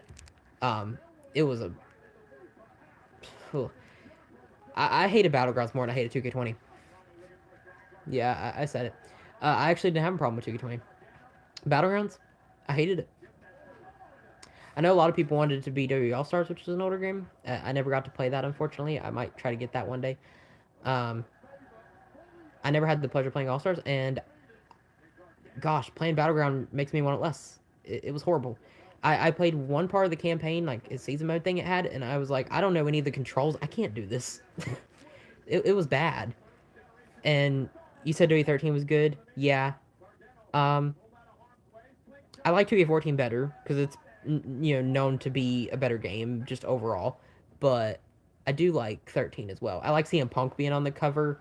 The cover is amazing, and his theme song when you open the game and everything, that's perfect. Also the showcase because that was the first game that had the showcase that replaced Red WrestleMania. That I really liked. Hi Mason, what's up? I didn't realize you joined the chat. What's up? We were talking about some 2K games a second ago. We're watching Smackdown as well, like the description says. We still got DIY versus Andrade and Ray Phoenix. It's an interesting team. Andrade with a moonsault. Oh, it missed though. Shatter Machine. It's cool that they use the FTR's move now. They've done that for a while. But it's like they were inspired because they had a big feud back in NXT Black and Gold, I'm pretty sure. Back in the good old days. About 10 years ago now, but yeah. A little less. I know, I saw, yeah, Julia, new Women's US Champion. I saw that. I have like back and forth takes when it comes to it. You know, I wish Selena Vega's U.S. title reign was booked a lot better because they should have given her the microphone a lot more where she really thrives at, and they just didn't. They should have done better with it. But I think Julia can have a nice little reset to the women's U.S. title division. You know, be like Jay, start run it back. Um, just forget about Zelina Vega's reign. No offense to her. I just think Julia might make a really good women's U.S. champion now. You know, give a nice little reset to the division. I do have WWE action figures. I have a bunch of them. Yeah. I don't know how many because I stopped counting, but at least 500. Yeah, I got a lot. They're all outdated. I will say that. USA have so much commercials. When I was watching the feed at 1 and ended about 4:15. 3 hours and 15. Wow. And Netflix has less commercial breaks, don't they? Because when it comes to Netflix, they have 3-minute ads every so often if you're watching SmackDown. But USA has 5-minute plus commercials more often. Do you have JSV? I do, but it's the face paint one. So I was getting into the point of having outdated action figures. A lot of the action figures I bought were from 2016 to 2017. That was like kind of my prime collecting days, almost 10 years ago now. And so the last version of Jey Uso I have was when he was face paint with Jim Uso, when they had the So Close Now theme song and everything. That was when I got him. I didn't have their um, Uso Penitentiary attire, like their heel. I didn't have their bloodline. I didn't have his main event. I don't have nothing. So I really need to get an updated Jey Uso. A couple of them, because I literally just have that one super outdated one. And also, I think I showed this on stream before, but I'm going to show it again.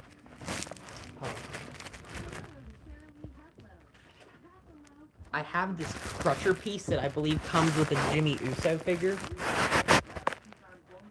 Right, this thing right here. It came with like a Usos box. I had like the face paint one, and I believe it came with one of the Usos. I think it might have been Jimmy Uso. But like he had this, and I've kept it for a while because I don't really know what to do. I didn't use it with him specifically, but I've just had it as a part. And how old are you? I don't know if I should say that on here. I've answered it in post before. You can go back through my YouTube and search it. But yeah, I'm not gonna disclose that here. Sorry. I don't know if I missed any chats. Let me read back through your guys' things. Now that it's working. VJC knows I've had technical issues for a while now. Also, if you're not subscribed to the channel, Mason, I definitely recommend you doing that. If you don't mind. You don't have to. I'm not forcing you to. Just, just recommendation. 13 is good. Hi, Mason. Okay, I think I answered all your questions. Oh, thanks, Mason. I appreciate it. No, it's no problem really.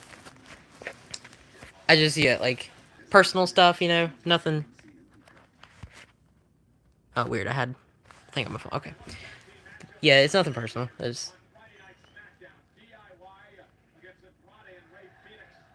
I'm pretty sure I disclosed that on a previous post when I wasn't really thinking. I'll tell you I'm young. I'm under the age of 18. I'll say that. Between 13 and 18, I'm a teenager. So.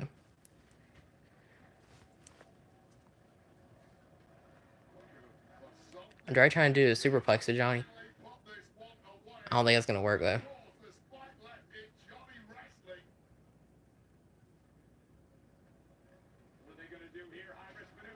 Oh, I tried to do backflip. Oh, that's cool. Meteor.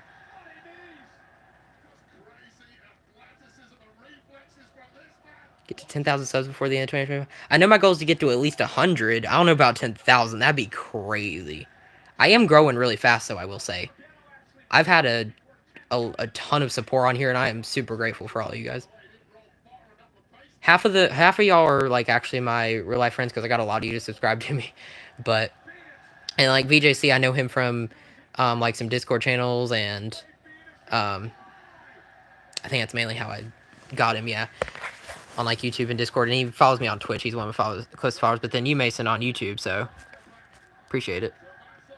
LWW, yes, and I am followed LWW too. I made him a.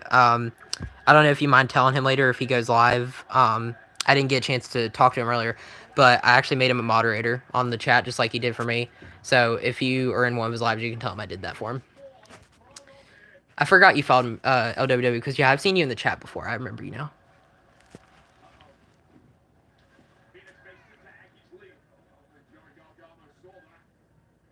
Ray Phoenix tagged in now, so double suplex spot.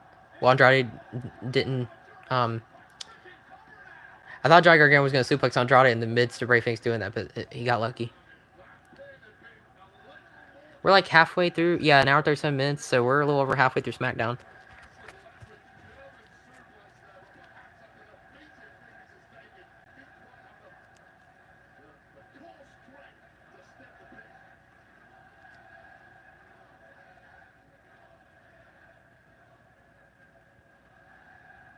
Ray Phoenix is going to do a muscle buster to Johnny, looks like.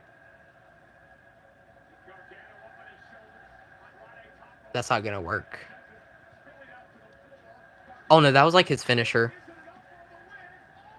To answer your question, no. Not exactly. Not the exact number. You're close, but you're not. You're not exactly right. Fairy Tale ending super kick combo. I actually think this should be DIY's finisher. Maybe a hot take. But they have like the meat in the middle move. I actually like this better. Fairy Tale ending to a super kick combo. I actually think that looks way better. It looks more devastating because like Fairy Tale ending kind of looks like a pile driver in itself, but then you make it a super kick and it's like even more deadly.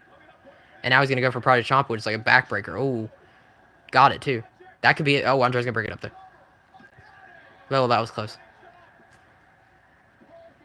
Who was your first subscriber? I don't know if it was ever made public to me. I know my first public subscriber was a guy named Captain Hunt. He does Rocket League content, but I don't know if that was like my legit first subscriber on the channel, like ever. I just know that was my first public one that it lets me view. That's the only thing. Because I have 72 subscribers total last time I checked before I started the stream. I don't know how many I have now if you don't mind checking, but I have 72 last time I checked, and I only have like 11 or 12 of them public. So not very many, about a seventh of them or something like that. Not very many, but and they're about to win, I think, on Drive Ray Phoenix. When I go to my public subscribers, the first one I see is a guy named Cap in Hunt is his name, like Cap in _ Hunt. I just call him Captain Hunt because that's like what it stands for. But yeah, but he does Rocket League content because I actually like playing Rocket League, and so I used to watch his videos. I subscribed to him, he subscribed back to me. You know, kind of like that deal where we subbed to each other, and so we helped each other out. But that was like a while ago, and I don't even think he watches my videos anymore. So, oh well. He supports me. He just don't know it probably. What's your favorite WWE theme song? Gosh, that changes a lot, but I'm guessing you're probably saying all time, right? What's my favorite all time theme song? There we go. That's an amazing question. I'm actually glad you're getting kind of personal.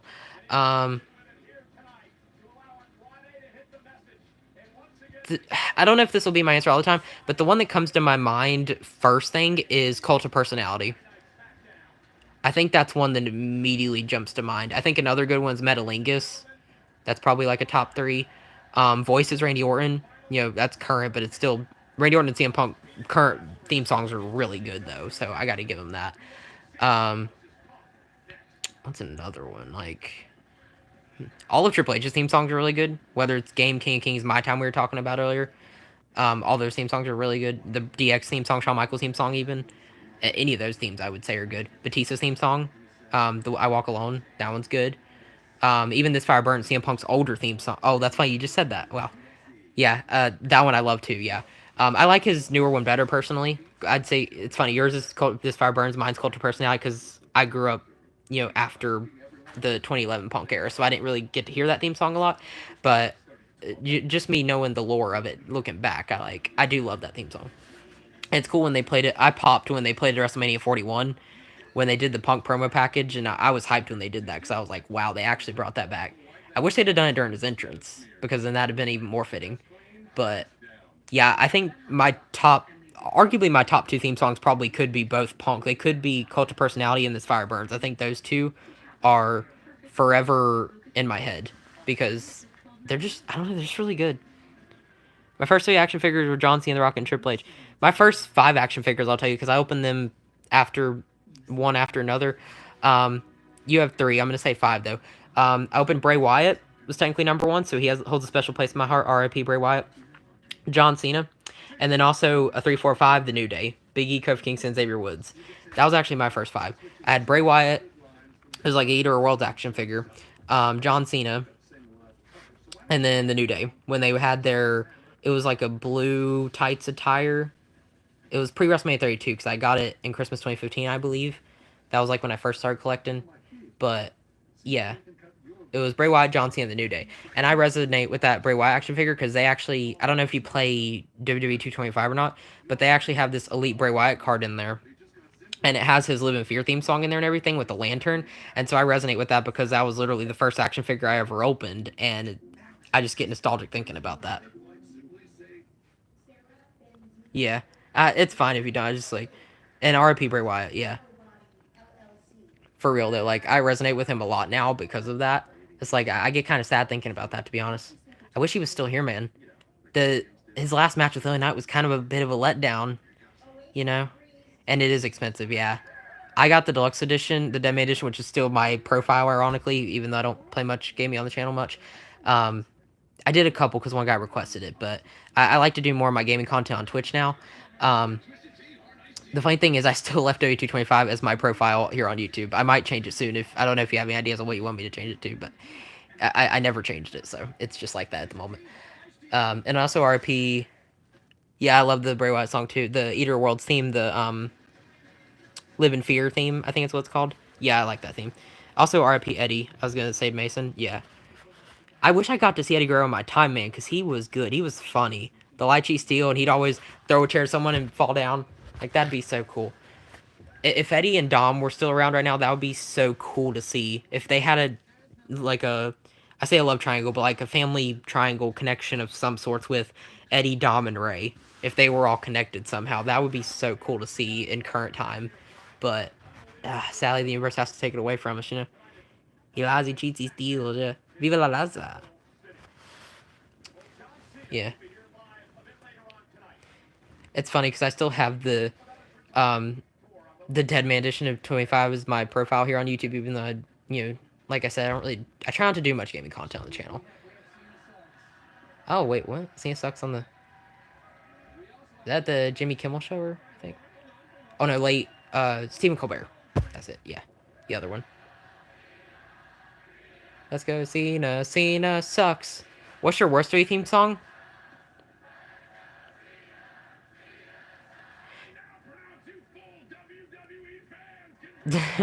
That's funny. We just heard her theme song earlier, and I still can't stand it. One that comes to my mind instantly is Lena Vega's new theme song. I believe it's called The Visual. It's not good. It literally sounds like the Smackdown intro theme song. It's so bad. Another one that comes to my mind, too, is Bayley's current theme song, Role Model, where it's like, Role Model, or whatever, like that impression. Like, I think those are probably two of my least favorite theme songs that come to mind. I'm sure there's others, too, but a lot of Def Rebel theme songs would definitely make that list in my end for sure. Gosh, what other songs are... I actually like some Def Rebel theme songs. I think I like more than... Is it Nia Jax's new theme that you're talking about? The one she uses nowadays? I don't mind that theme, personally. That's not... I don't think it's a bad one. It's not good. It's not... I don't think it's bad. I actually liked her... I think I liked her older theme better. So it's like, I'm like most girls. They chase this what they get, does something, something. And then the one that says, like, there's only one me. The one she uses now. Is it like... Which one do you like... Which one do you hate more? The current one or the old one?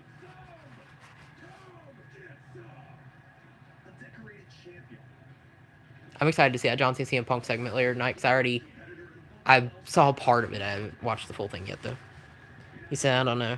Honestly, neither one of her themes are like anywhere close to Hall of Fame tier. I'll say that they're not great, but I don't know. They aren't bad to me. I think of worser theme songs. I feel like I will say she gets an instant negative reaction when I hear her theme song, just because it's like, oh, it's Nia Jax. Like I'm tired of. Oh, Jason's theme's good, and that is one good Death Rebel theme song. Yeah, Jason's theme. The thing is, all Bloodline people are Jey Uso, Solo Sikoa, Roman Reigns. He has two good Death Rebel theme songs, mind you. Um, Jason Mateo's theme song we heard earlier is good. Tama Tonga, Jimmy Uso and Jay's both solo and tag team theme song that I believe was made by Def Rebel. Like all of those theme songs, when it comes to Bloodline, Samoan family members, they treat them well. Because I can't tell you a single bad theme song when it comes to any of the Bloodline members or any of the Samoan Dynasty. Nothing. All of them are bangers. The Bloodline JSO theme's good. I'm guessing you're talking like the Day One ish theme, the Usos themes and all that. Like, I can't think of a single bad theme song when it comes to anybody in that family, man. They're always treated like at the top, just because of just because of their relation to family. Rock, Roman, Usos, Solo, JC, Tom Tonga, Tonglo, any of them. It doesn't matter. They all have amazing theme songs. Anything I can think of.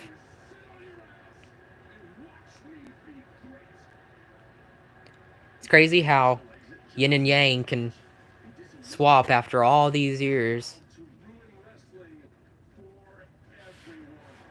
John Cena's literally copying CM Punk, doing exactly what he set out to do, like 14 years ago now. CM Punk said he would leave with the dirty title. Now John Cena's saying he's going to do the exact same thing. I'm excited for their segment later now on Smackdown because I haven't seen it yet. I'm excited to see that match Night of Champions. That feud goes back such a long time, man. That's nostalgia right there. The nostalgia's gonna kick in like crazy. I don't care, man. It's gonna be good. That John Cena match he had with Randy Orton at Backlash was really good. That's probably the best match he had in his retirement tour so far, because the match he had with Cody at WrestleMania was obviously a disaster, mainly because of Travis Scott. Probably the main reason I hated it. But even just the pacing and everything was kind of... It made sense for Cena's character at the time, but then whenever I heard Fiend, it ruined it for me.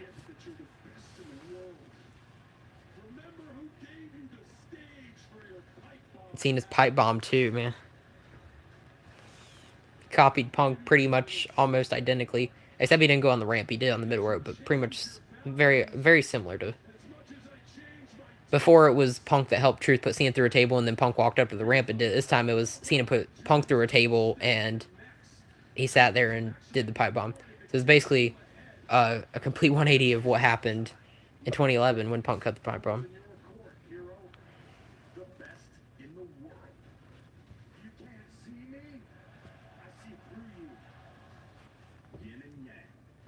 They keep calling him yin and yang. Yeah, I mean, they're polar opposites. They always have been. One's on the good side, one's on the bad side. Polar opposites.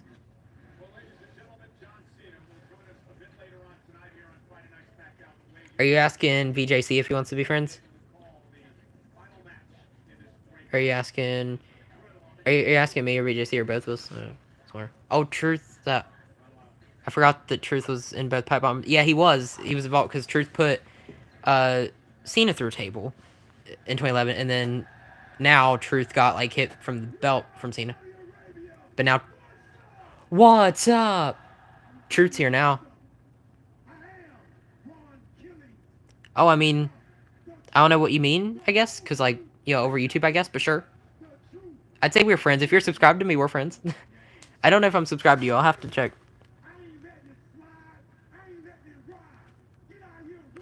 I don't want to go out of YouTube Live's the only thing. I'll check you after this. Just remind me before I end it. Aleister Black's behind him. Mass. Black Mass.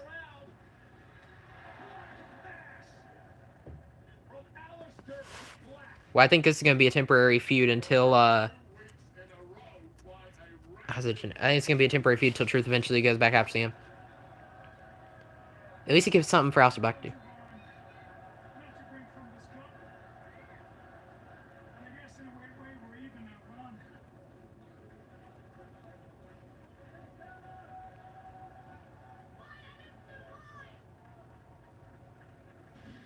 Oh, Alistair Black. No man is ever truly evil. I do the things you never could. And they will never be equal.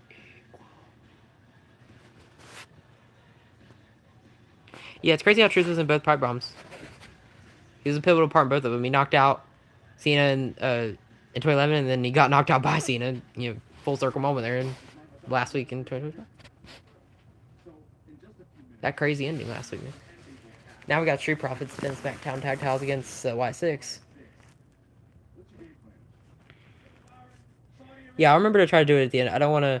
Sometimes when I have a history of exiting YouTube during a live stream, it acts wonky. So I'm just gonna wait because I've had good luck during this one. If I'm not subscribed to your channel, I will definitely do that. If I can see that you sub back to me, and not necessarily I can see proof, but like if you say I'll take your word for it. I trust you. I normally try to sub back to all the people that consistently comment in my live streams and all that stuff. Like I'll do it. Yeah, I just might need a reminder or something. I wonder who will walk out. This is probably one of the more unpredictable matches of the night. The only way I don't see the Y6 winning is interference. Oh, wait, BFAB. Interference. It's funny how BFAB hasn't really been with Street Profits lately. She was. How do you go live? You got to get 50 subscribers to go live. And also, you don't really post. Yeah. So, the thing is, it's kind of hard to get 50 subscribers without posting. I only had 2 or 3 subscribers, I think, before I ever made a video. So, it's kind of hard to get. Yeah, the only way I can think of is, like, you go on people's things like me, and you get people to subscribe. That's really the only way I could tell you. But it's kind of hard to get a lot of subscribers, if you don't post anything.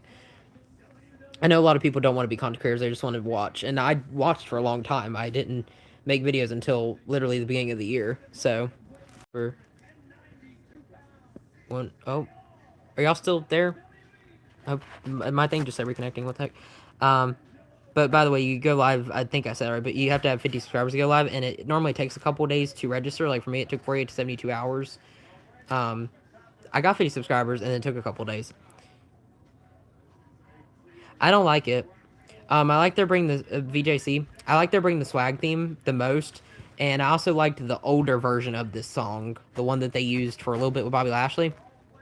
This version's the worst they've had by far, in my opinion. I don't hate it, but it has like no aura to it. It doesn't sound good. The way they have the beat and it slows down everything, I don't like it. I wish it was more upbeat. With the slowed down tempo and everything that they make now, it doesn't sound good. It used to be a lot more upbeat.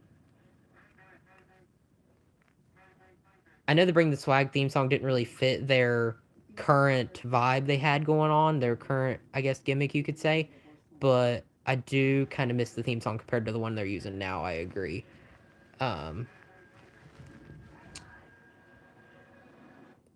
They had the older version of the theme song and I liked it better. I still didn't, like, love it, but I liked it better than the one they're using now, at least. And I miss their CFO theme, because that's my favorite version of it. I'm guessing for me, it shows one person's in here. I don't know if the other guy left, Mason and VJC. As long as the live chat's still working. For a second ago, it just said reconnecting for me. I don't know what happened, but it was weird. Also, it shows I only have 5 likes here now. It says 6. I'm not sure what happened. I don't know. My YouTube back's weird, like I mentioned earlier. It's funky sometimes. Oh, you're still here, Mason. Cool. Yeah, I don't know. I've had issues live streaming. Like I said, last Friday it was this way because VJC was a big supporter. Shout out to him. He let me know the technical difficulties that I was having, and so I couldn't figure out how to get it to work. But I at least worked with what I got. And then on Raw, I got to work for a little bit, but not for long. So, and then this one I've had better luck. It's been working the whole time, thank goodness. So, I like to see if I think better too. Yeah, I agree. I do. I like it way better. Yeah. CFO theme songs was kind of my era. I grew up in 2016 WWE SmackDown Live era. That was when CFO really first came in, and that's the theme songs I got used to when I started watching. So even though Jim Johnson made a lot of legendary theme songs, I actually kind of resonate with CFO a little more because I got on the tail end of Jim Johnson. I only know because of the legend theme songs that I've heard. The songs he made for like guys like Triple H, Shawn Michaels, etc. Oh, no, you're good. If you notice your mistake, you're good. I mean, I guess you don't have to, but I was wondering what was going on because I'm like my YouTube thing was acting weird anyway, so I had no idea. You're all good.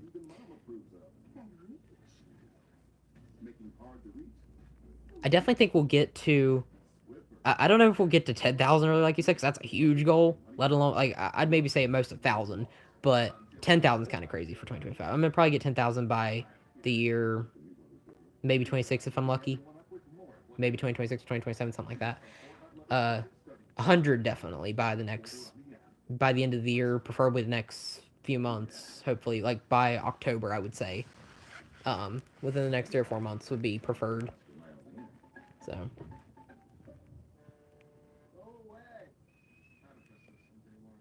I'm like almost 3/4 of the way to getting it from the last time I saw. But yeah, I'm not sure. Oh, did they really? Hmm. Good to know. Is it 71 now? Can you tell? Let me know how many that you're counting so I can know. Because I can't go out of it.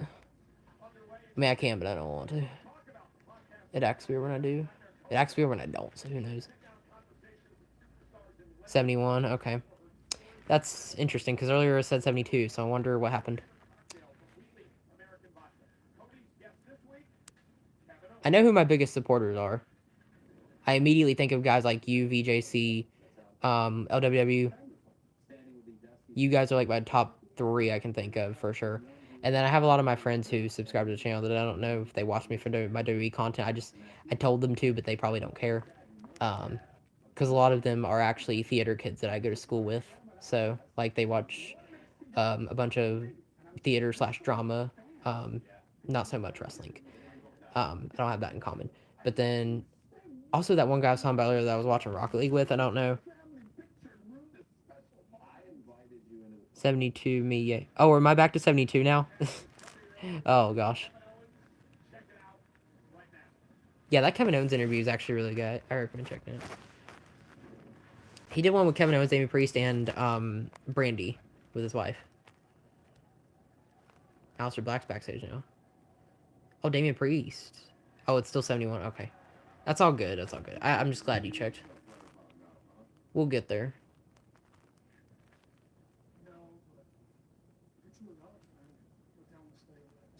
Maybe it was just an accident. I don't know. Hope for the best. And it's only one. As long as it's not a mass unfollowing. As long as we still got over 70, I'm not worried.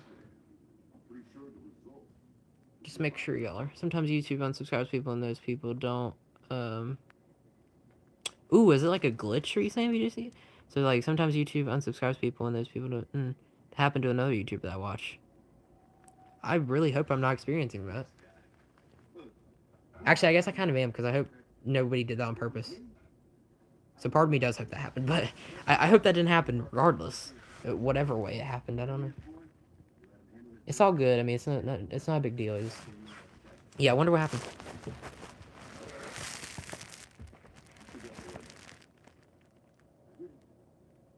I worry we haven't seen Miz in a while. I heard that he was, supposedly cutting ties with WWE, but then he really wasn't. So it's been back and forth, but like, Miz has not been on TV in a few weeks. I worry. Don't fire Miz. We need to say hashtag we want Miz. We want Miz.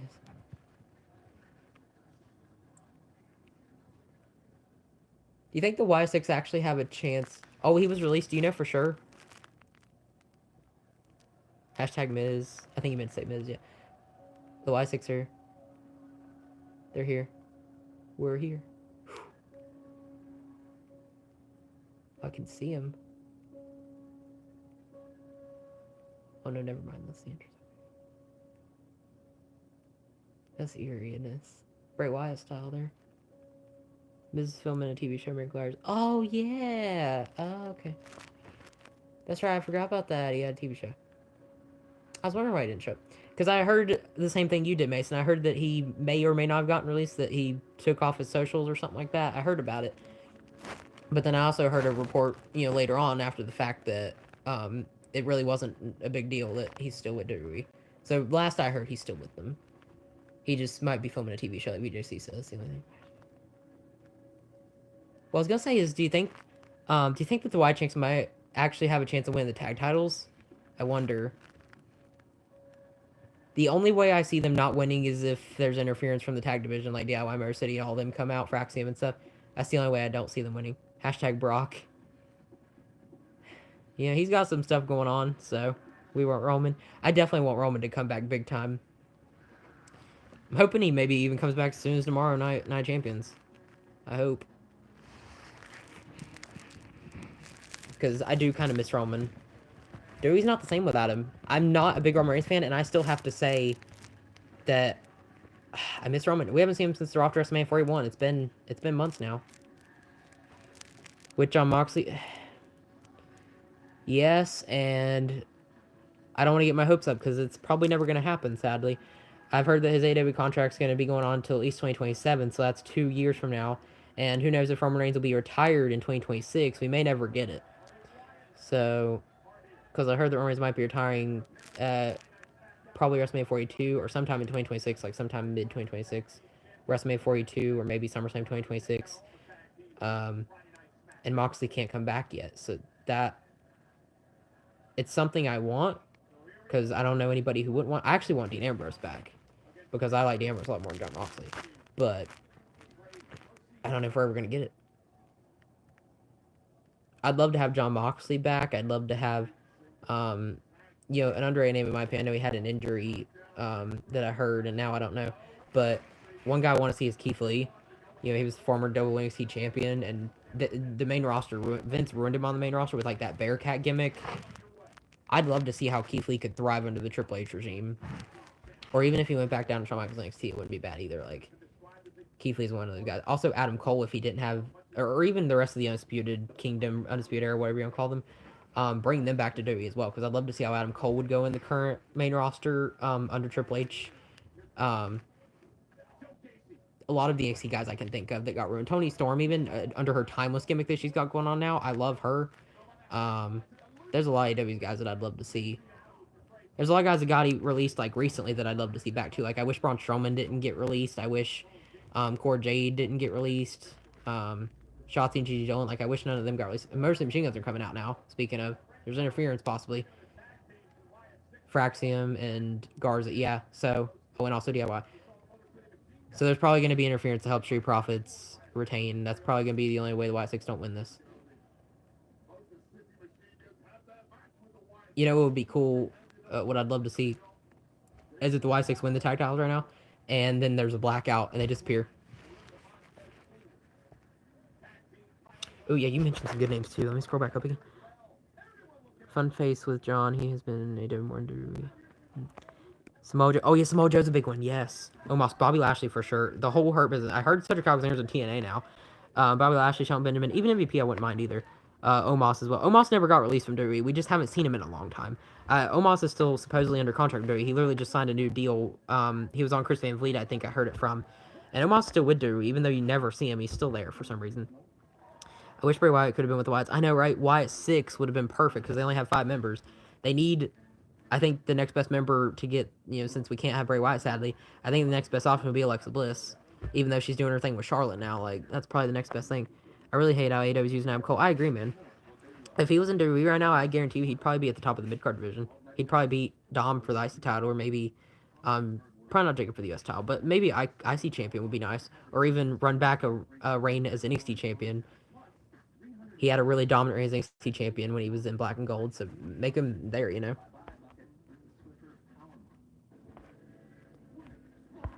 I'd love to see the Undisputed Era and the Hurt Business all back in WWE again together.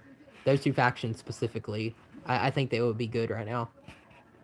I think it was mainly because of Vince's booking that ruined it. Versus Triple H in the black and gold era, he booked Undisputed Era very well.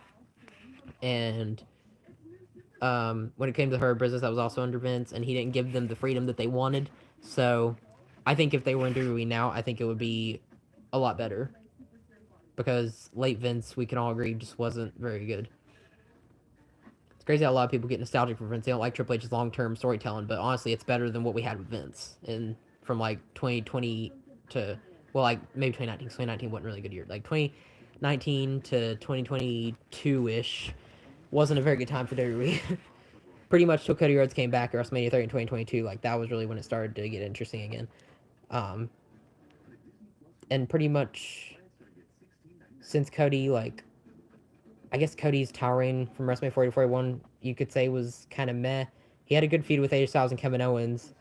Other than that, there's not really anything memorable that came out of it. I think The Rock kind of ruined it for the most part, especially seeing his heel turn. Because that The Rock and Travis Scott, when it came to Cena, they ruined everything. Rock and Travis Scott didn't help the situation whatsoever. Um, it was ever since Cena was on the title, he hasn't really had anything interesting. The thing with Randy Orton Backlash was interesting, and besides that, the thing with Cody WrestleMania wasn't good. The thing with Truth Science Movement was actually, yeah, it was kind of interesting. They didn't do a whole lot, but now that Truth has an entire attitude shift and a character change, like it's a little more interesting. I'd love to see MJF in WWE. I agree. MJF versus Miz or LA Knight. Imagine the promos they could cook. I think that would be interesting. I think he would probably be put on NXT to be NXT champion at first to promote kind of like how they did with Ethan Page. They'd probably send him straight to NXT and have him win the title. But then after that, I think you could book him at a solid run on the main roster for sure. There's certain guys that just I feel like need to develop an NXT first under the system, quote unquote, WWE system, WWE management, and then after a while, I think MJF would be perfect there. He's good in ring too. I mean, not just his promos. His promos what he's known for, but I mean, he's not a bad in ring wrestler either when it comes to in ring work. We're back with the match, not tag team. The tag teams all around the rings making me think Street Profits are probably walking out still the tag champions. The only way Joe Gacy and Dexter must win it is, or the only way they don't win is interference. I mean, they'll probably win it fair and square as long as there's no interference, but because they booked them very dominantly on the main roster ever since they came back. A few weeks ago, like 3 or 4 weeks ago, when they showed up, or whatever, like I was really excited to see them, and now they're already getting a tag title shot. Where did Omos go? So the thing is, he, like I mentioned earlier, he is signed with WWE still. He's not shown up. I don't know. Ask Triple H. I'm surprised. Omos isn't a guy you'd want to book. He's big. A lot of muscular guys and tall. He would be the tallest guy on WWE's roster if he returned right now. Like, it's weird they haven't brought him back. I don't get it. Last time we saw Omos was at a Royal Rumble where he showed up with MVP. I think it was in 2024.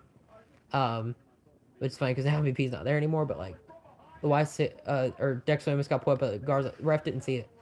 So that's what I'm saying. Like, they're gonna screw Wyatt Six probably. I would not mind seeing Joe Gacy and Dexter Lumis with tag titles. Actually, I'm not a huge fan of. And then Dawkins pushed Dexter Lumis into Garza, but what's funny is I've never been a huge fan of Dexter Lumis. Everything he's done on the main roster with like the Miz pre Wyatt Six and like, it's gonna be a DQ. Okay. Yeah, I had a feeling. Everybody gonna brawl now. So can we get like a 6-way elimination tag match of some sorts? Interesting. They're actually teaming up on the Y, so Eric Rowan's gonna go now.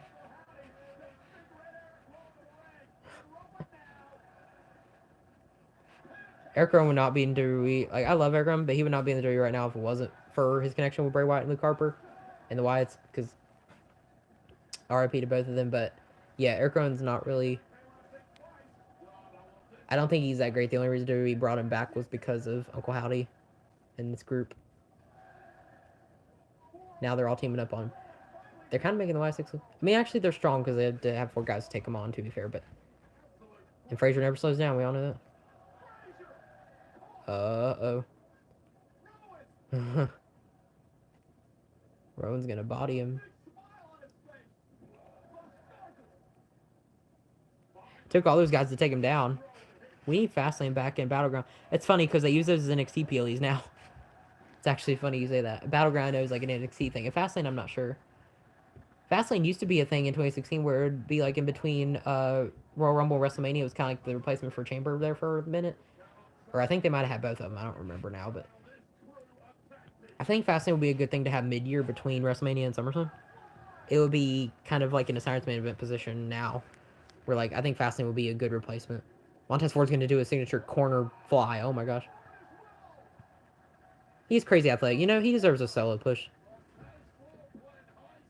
I think the only way they would be able to do it is if Angelo Dawkins were to turn heel, but like Montez Ford going solo, I know is something a lot of people have wanted for a long time now. Angelo Dawkins would be lost without him. Angelo Dawkins would be the Tucker, and Montez Ford would be the Otis. Like how we had Heavy Machinery break up, it would literally be like that. You would have Angelo Dawkins show up like once or twice and then get released like a few weeks later if they do that. So they really can't do that. They can't put them in a position like that because Angelo Dawkins is useless without Montez Ford, I feel like. And they're a really good tag team. Like I love all of their tag team finishing moves and all that. The Revelation, the Spinebuster Frog Splash combo. Like I love their tag team chemistry because they've been together for such a long time. And you know they're the current tag team champions for crying out loud. But I do know a lot of people want Montez Ford. I wouldn't mind seeing him with the singles title. I'm not gonna lie. Now they're showing Jimmy Uso and JC Mateo from earlier in the night. JC Mateo did the Isle of Samoa move, I think it's called. It's a really cool move because he like acts like he's gonna do a body slam and then he fakes it and turns around. He does it anyway, but he like turns around. That's a cool move. Jimmy Uso not coming back to the family. He slapped the crap out of Solo, just like he did to Gunther. It didn't make as loud of a noise though. He popped Gunther. He went like. Then Jacob Fatu came out to help him. That's an interesting tag team. I think like Jimmy Uso and Jacob Fatu. That's kind of a weird mix, but I don't hate it. It's just different because they've really never had any interaction up until this point. You know, when Jacob Fatu was on Solo's side, but this is the first time we've ever really seen Jimmy Uso and Jacob Fatu work together, like, ever.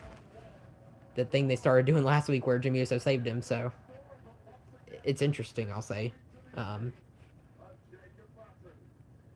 It just so happens to be that the Bloodline's on SmackDown, Jimmy Uso's on SmackDown, so they just put them together. You know, now Jay's not World Heavyweight Champion anymore, and he shouldn't win the Ice title. I feel like Jay Uso would be perfect on SmackDown if they traded him to SmackDown. Speaking of Jimmy and Fatu, hold on. Tonight, I didn't need your help. Last week, I didn't need your help. In fact, is there a problem here? Ain't no problem, Lou. It's just respect.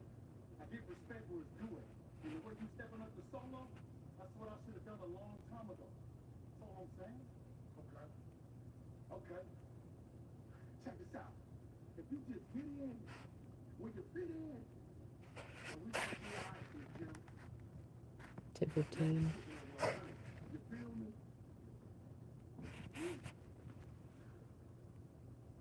Y'all man. Man, no, you. Now we got Nia Jax too, show. I went to the 2023 MSG holiday show, and Omos, I think, wrestled Truth there. Madison Square. Oh, I'm guessing me Madison Square Garden. I just connected the dots there. Holiday show and Omos wrestled Truth. Interesting. I think the last televised appearance, as far as I remember, is 2024 Royal Rumble. He had a spot where he was going to eliminate Pat McAfee. It was kind of weird, but yeah. Because he replaced Brock Lesnar. Like, they had a thing with Braun Breaker, Omos, and Gunther, and Pat where he came in. That was weird. Oh, what's up, WWE? I saw you comment earlier. Oh, and also, by the way, I made you a moderator. I know I didn't get to tell you earlier because my chat was acting weird when you happened to join. But, yeah, I see you comment now. I made you a moderator, so now if you notice you can change different things in my chat, you're welcome for that, by the way. Yeah, no problem. It's interesting, though, you see. You saw him live. I know the last time he showed up was 24 Royal Rumble, like I said, which was weird because Brock Lesnar was supposed to be there, but then they had to make a bunch of other changes to the plans, so. Do you want to be a mod, Mason? Yeah, I can do it. I can do a standard or a, what I did to WWE and be a managing moderator. I think managing moderator is more, powerful if you want to do that. And don't abuse it, because I can always remove it, too. But I went ahead and did it. Mason Bunger, I think it's Bunger, right? Or Bunger, however you say it, is now managing Mario. So Julia won day. Yeah, she did. So Julia's now the new Women's United States champion. It's crazy. And the Street Profits are still the tag champions. They just retained a second ago. And now we're getting the women's title match, which, you know, Symphony Shine versus Nia Jax as far as we know, but um, but Naomi has the women's Money in the Bank briefcase, so I feel like, you know, she's looming. She could cash in at any time. You know, I wonder. Oh, it lets you, like, so if you were to click, I mean, I wouldn't actually do it, but like if you were to click on LWW figures, it'll let you like remove messages, put users in timeouts and stuff like that if people spam. Like it'll let you do stuff like that. That's as far as I know, because LWW did it for me and I have it too. But I gave it to you and I gave it to LWW earlier as well when he joined. So I just didn't realize he was in until later, so I did it after he left. But yeah, um, y'all are both it now, and I'm also gonna make JC. Where did he go? He's up the top. VJC. I'm gonna make him as well. Because y'all are some of my biggest supporters, so I'll do it to you three. That works. And I had some people that joined earlier. I don't know if I really gave them much of a shout out, but this one guy got mad at me, Jay Trudjanowski, when my chat stopped working because he didn't realize it. Dawn Hester, Victoria Gastelum, how do you say that? Dog Lover, Jasmine Candida. All of them joined the chat earlier at one point. Anthony Campos, who's a big supporter of me in OWW.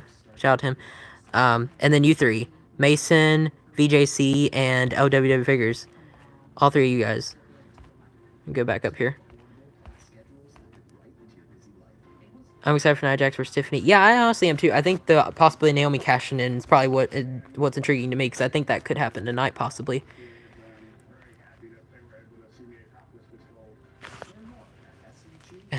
Well, he can do it in a different stream. Yeah, I was gonna say, just join his next stream. Yeah. That's pretty much how you'll do it, so. Anybody who comments consistently in my stream, I'll probably make mods, you know. Anybody who I see that's a big supporter, I'll do it, so. I'll do it to all my public subscribers when they join. People I know, like Leo, and pretty much anybody else I know, you know, that's subscribed, I'll do it, so. Still commercial, yeah. Got a turtle view here. Anthony's a W, yeah. I honestly should make him one, too. I'm not gonna do it right now, though. You're welcome, Mason. I don't know if he knows yet.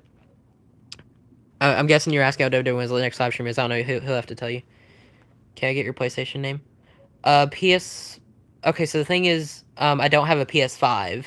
I have a PS4, which I have not connected yet, and I have a PS3, which has a username, but I don't know if that's what you look for. The only thing I know that you can connect to is my PS3, and that's it. So, yeah, you can tell me mine if you want, and then I can always save it. But yeah, the thing is, since I don't have a PS5, I don't know if I can. I would love to, I just don't know, because I have Xbox One, I don't have PS5, so I have all the older gen. I have PS4, which like I said, I haven't set up yet, but I'm going to eventually. Xbox One and Nintendo Switch, and I also have a PS3, like I mentioned. So I have all new, older consoles. I don't have any newer things. Yeah, I'll let you know my PS4 user when I get it. I just haven't set it up yet. I've been too lazy. Once I get it set up, I'll put it in a post on YouTube so you can see it. I just haven't done it yet. And I can even tell you my Xbox username too, even though you probably can't find me on there. But if y'all play on PlayStation, I don't know if it matters, because I don't know, with cross-gen, I don't know if you can do it.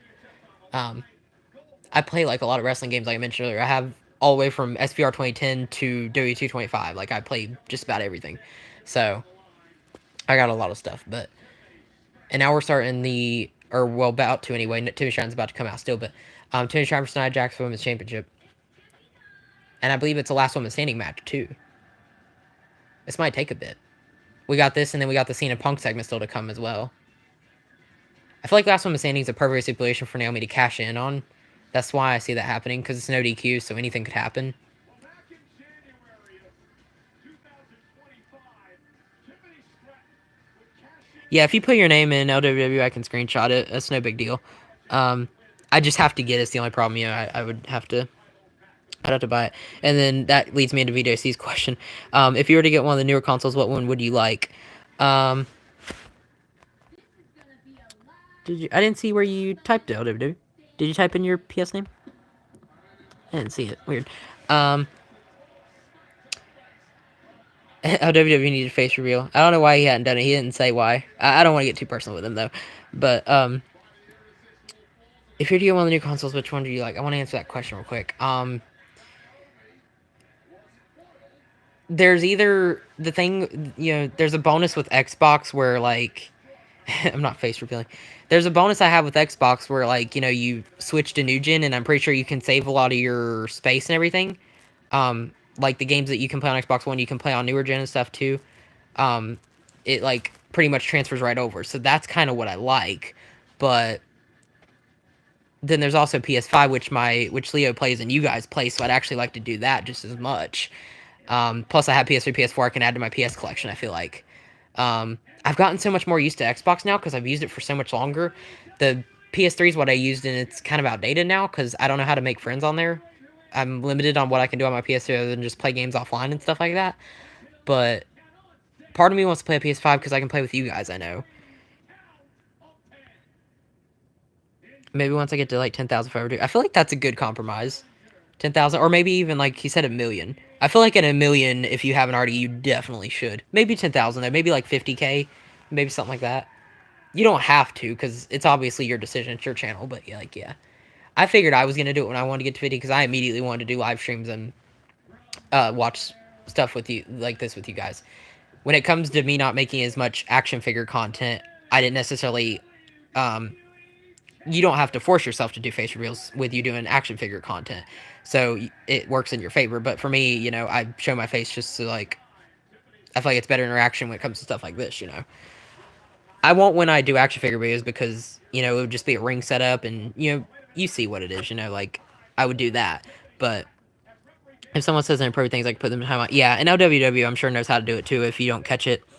But here lately I've been lucky with my support. I haven't really had anybody say anything mean to me. Game Pass is great on Xbox and a lot of the games that are crossplay, and I think Madden's going to be completely crossplay. Yeah, that's the great thing with Xbox that I want, because when I have Xbox Game Pass, I can always carry stuff over. That's my number one thing. But at the same time, PS5 has its advantages just as much. I can play with more of you guys. Um, I can do that with new gen Xbox too, I guess. I mean, with 2K25 being a current example, like the island is on all newer gen consoles. So like if I were to get an Xbox Series and PS5, I'm pretty sure it can play together on the island. So that part's kind of cool. I don't necessarily have to get a PS5 to do that. But if I wanted to add people on PS5, like I'll probably have to get one. I'm not really sure. It'd be one or the other. I definitely am not thinking about getting the Switch 2 because that's what I don't really care about. But I don't know, when it comes to Xbox PlayStation, I have a hard time choosing. I've gone back and forth so many different times on it. They each have their own advantages when it comes to either PS5 or the new Xbox consoles, Xbox Series, whatever. I really don't have a preference. This arena looks so cool. Are you talking about the arena they're in for Smackdown for Saudi? Also, the Crown Jewel arena, if you've seen that in game, it looks good too. Because they just added that recently.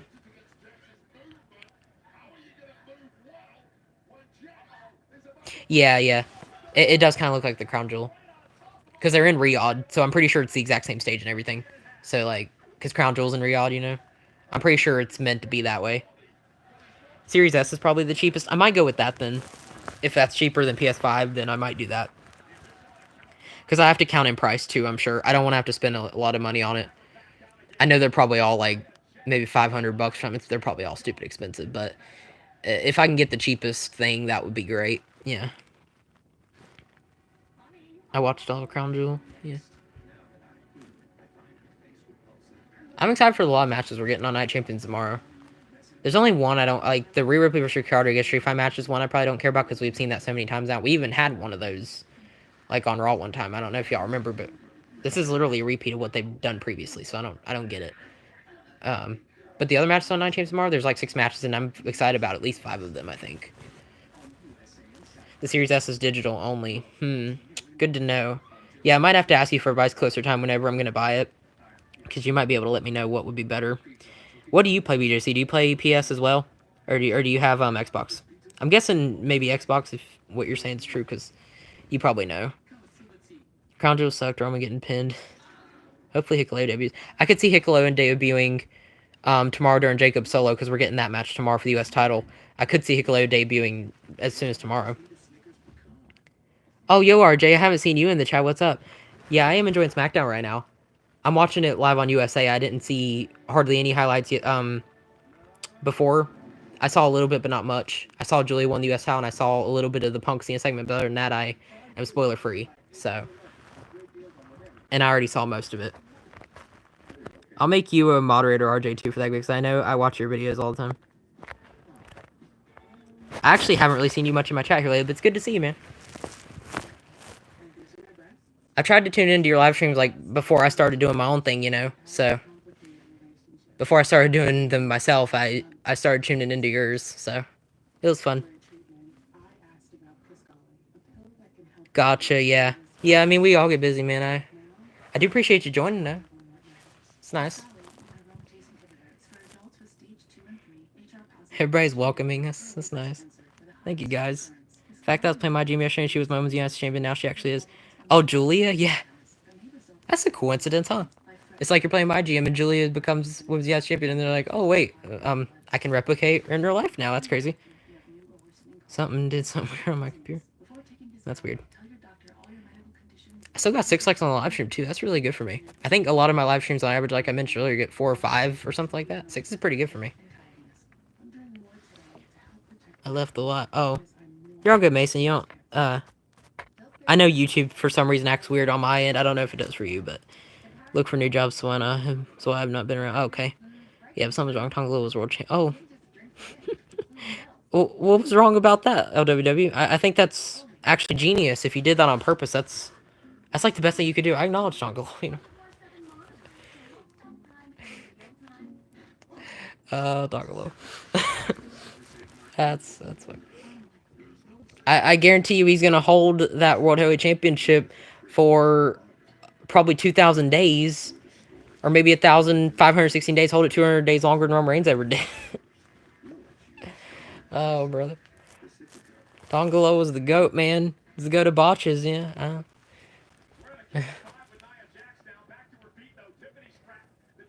It's funny how the women have to wear they can't show any skin when it comes to Saudi Arabia. They actually do look good. The Nia green attire and Tiffany pink. It actually looks like something I would see on like a community creations for 2K. It doesn't look bad.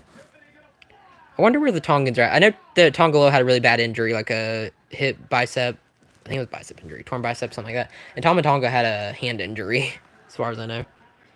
He beat McIntyre and Sheamus for it. Wow, Tongalo really is the GOAT, man.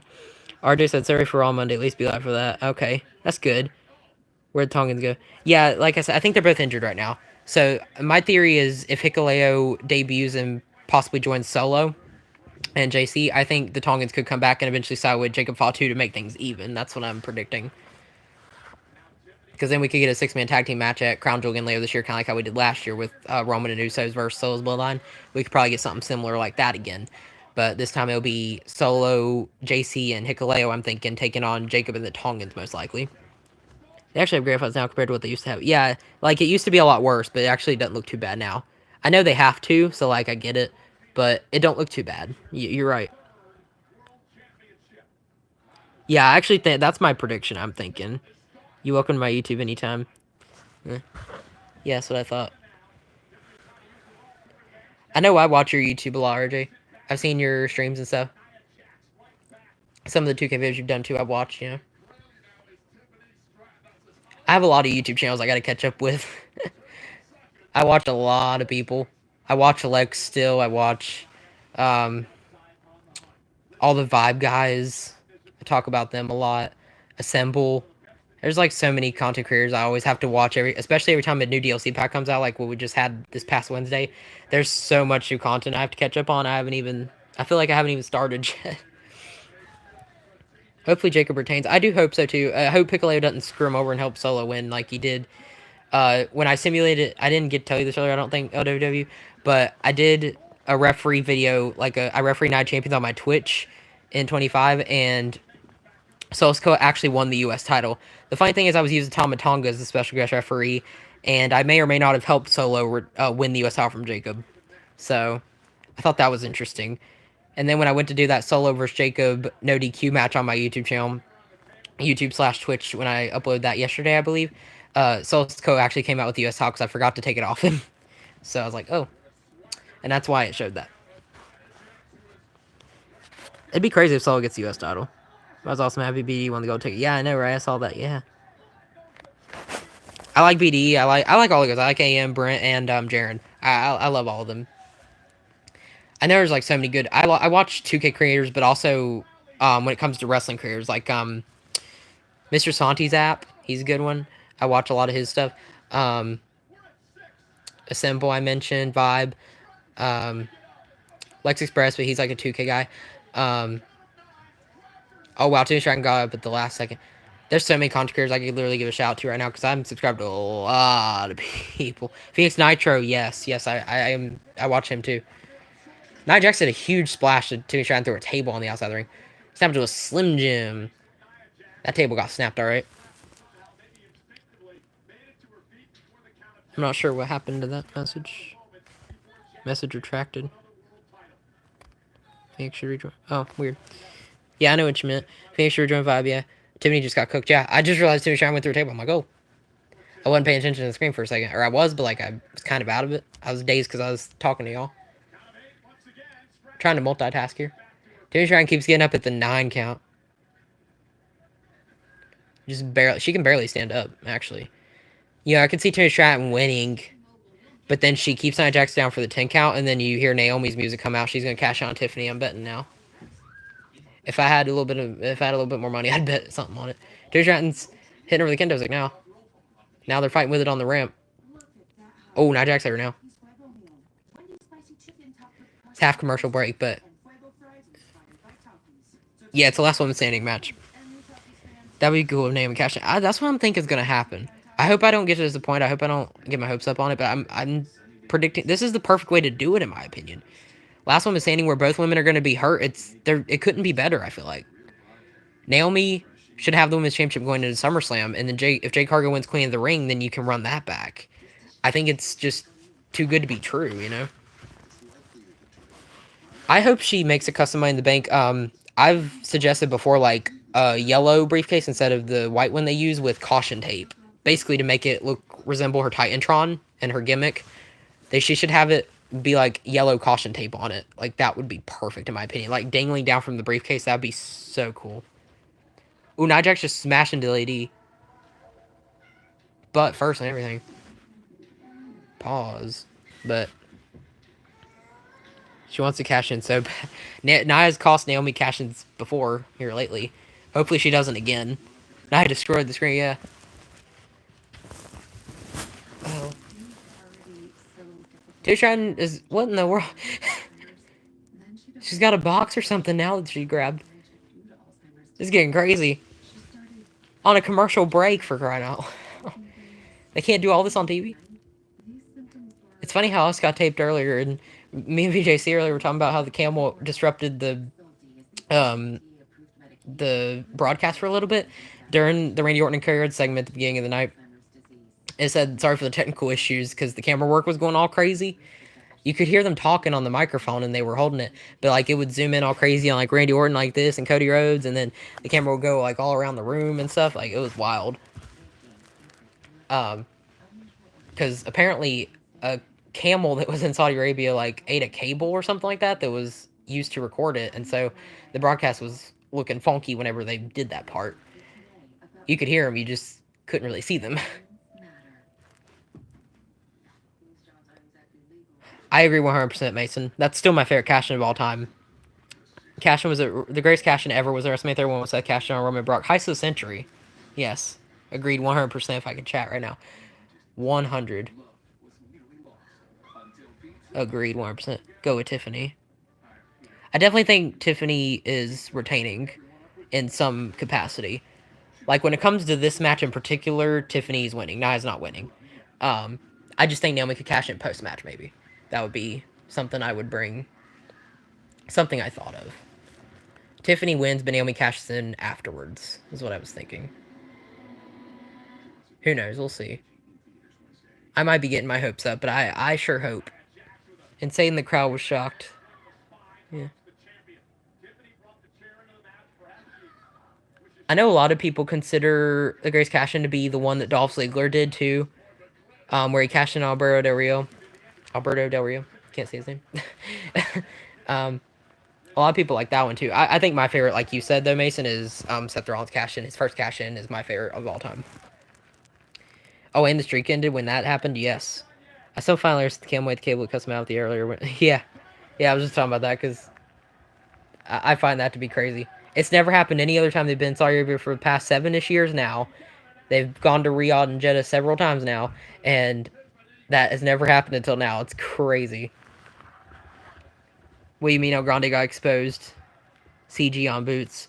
Yes, I heard Chad Gable gave El Grande his boots because El Grande lost his gear and like his luggage and stuff, so he had to borrow Chad Gable's boots. That's what I heard. I know that was a few weeks ago now, but I saw Chad Gable posted a tweet and he said that was his boots, but El Grande borrowed him. He asked for him, so I think it's Louis. You think I'll be late for Night Champions tomorrow. I'll be at work, so be watching late. That's okay. I will be live streaming Night Champions tomorrow, 1 o'clock p.m. ET Eastern time. I'll be on mine. I'll be with Leo too. If you've seen my interviews with him, he'll be with me as well. But if you're not in the stream or even if you're late, it's no big deal. Like I trust you. You think back to that comment, LWW? You think it's Ludwig Kaiser who's El Grande? I don't know, cause Ludwig Kaiser. It was interesting. He was backstage when Chad Gable was also in a backstage segment recently when Penta. Um, I gotta miss it unfortunately. Yeah, it's all good, man. Um, I like. It's not the end of the world if you miss one. It's okay. I'll try and put Nia through a table. That might be the end. It's like 10 something, 10:39 here. Okay, so we got 20 minutes of Smackdown left.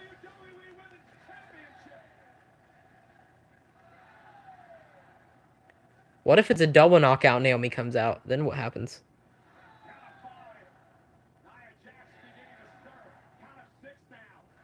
Are they? Is Tiffany gonna get up and I stay down? Mine's 9:39. Oh, so you're an hour behind. Okay, might be a different time zone. Yeah, that's why I try to be specific when I say my time zones. I try to say Eastern Standard Time a lot so that y'all know, because I'm aware of the time zones. Naomi's coming out.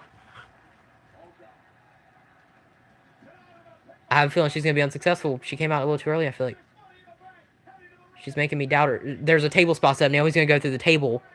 Oh no. Tiffany's gonna powerbomb Naomi outside the ring, isn't she? It's fine. Tiffany's got the briefcase back in her hand, y'all. Remember that from last year? Oh wow. Yeah. She did that last year. Naomi's not gonna cash. They screwed her again, y'all. Somebody's gonna go through that double table spot they have set up, because they have that on the outside of the ring. When I noticed when Naomi was walking in. It's funny how this became a triple threat midway through. Not exactly, but it almost did. It kind of did.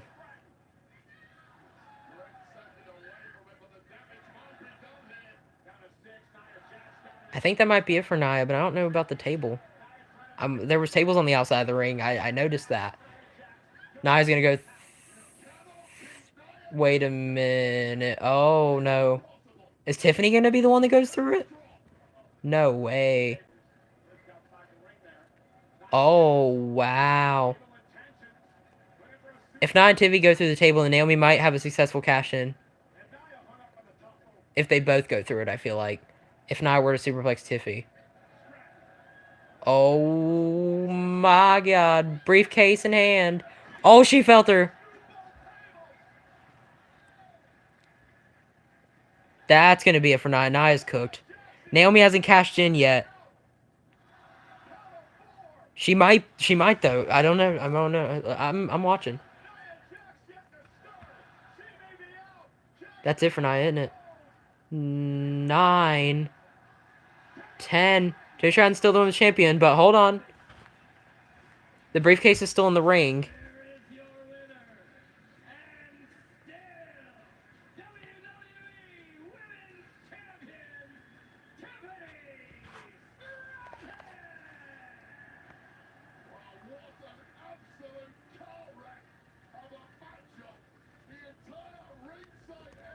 Two wins. Crazy that this year's contract won't be inside. It's going to be in Australia, and that I won't be watching live. It's going to be live at like 5 a.m.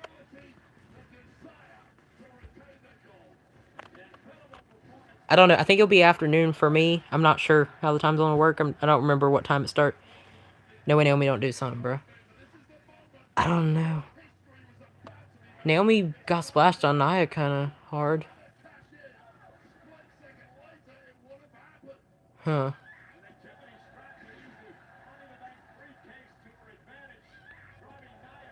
Two Shot knows that briefcase very well. 5 a.m. Eastern Standard. Oh, is it Eastern Standard? Okay. Interesting. I guess I won't be watching it live either then, probably. Two Shot's still a champion. The briefcase is still in the middle of the ring. Are they going to screw Naomi tonight? Is Naomi going to come out of the shadows here in a second?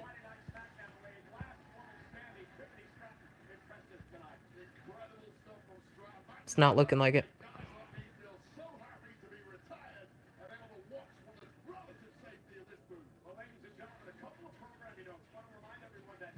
I think they may have screwed Naomi off. Yep. Oh, yeah, Raw starts 6 p.m. I keep forgetting. Boo. I do like Naomi. Naomi's always been one of my favorites. I don't care if she's a heel. I do like Naomi. I went to Smackdown, saw Braun shake a blast me saying, "Oh, that's cool." Wow. I remember that. I remember watching that live on my TV. Like, dang, they screwed Naomi though. Wow.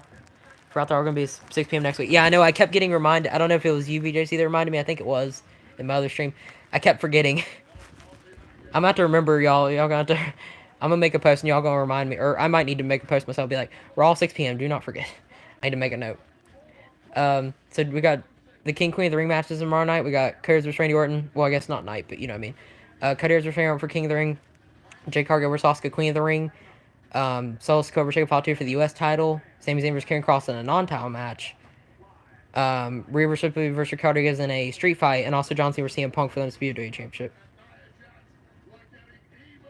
Do y'all have any predictions down in the comments below for Night Champions? Well, I'm off to bed. Good night. Okay, good night, LWW. I'll see you in either one of your next streams or one of my next streams. Peace out. Roman return. Do you think Roman will return, Night Champions? I sure hope so.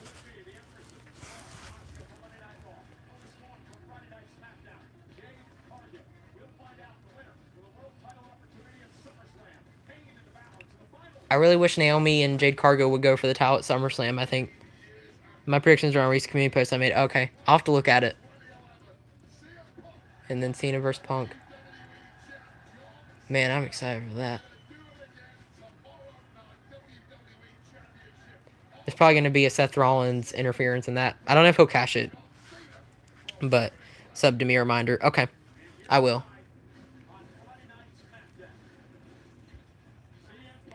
We got the only thing left, last segment of the night. CM Punk versus John Cena face to face. That's the only thing left on SmackDown. I'm not sure about seeing Roman tomorrow. I don't want to get my hopes up either, VJC. I'm just going to pretend like it's not going to happen, just so I get shocked when it does.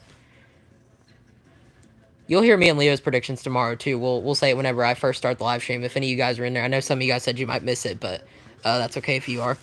I know, like, RJ and LWW, I think, were the two they said they might miss it, which is okay. But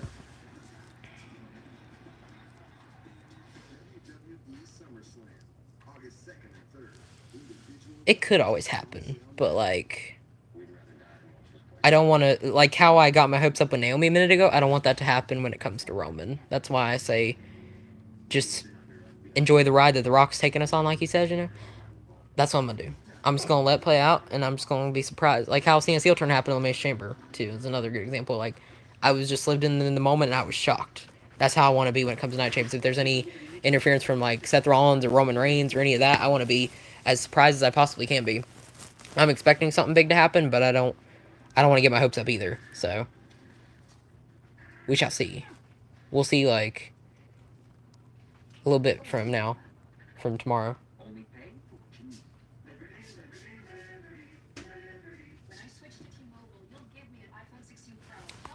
SmackDown's got 13 minutes left, it says. So that Punk and Cena segment's going to be around 10-ish minutes, possibly even counting entrances too.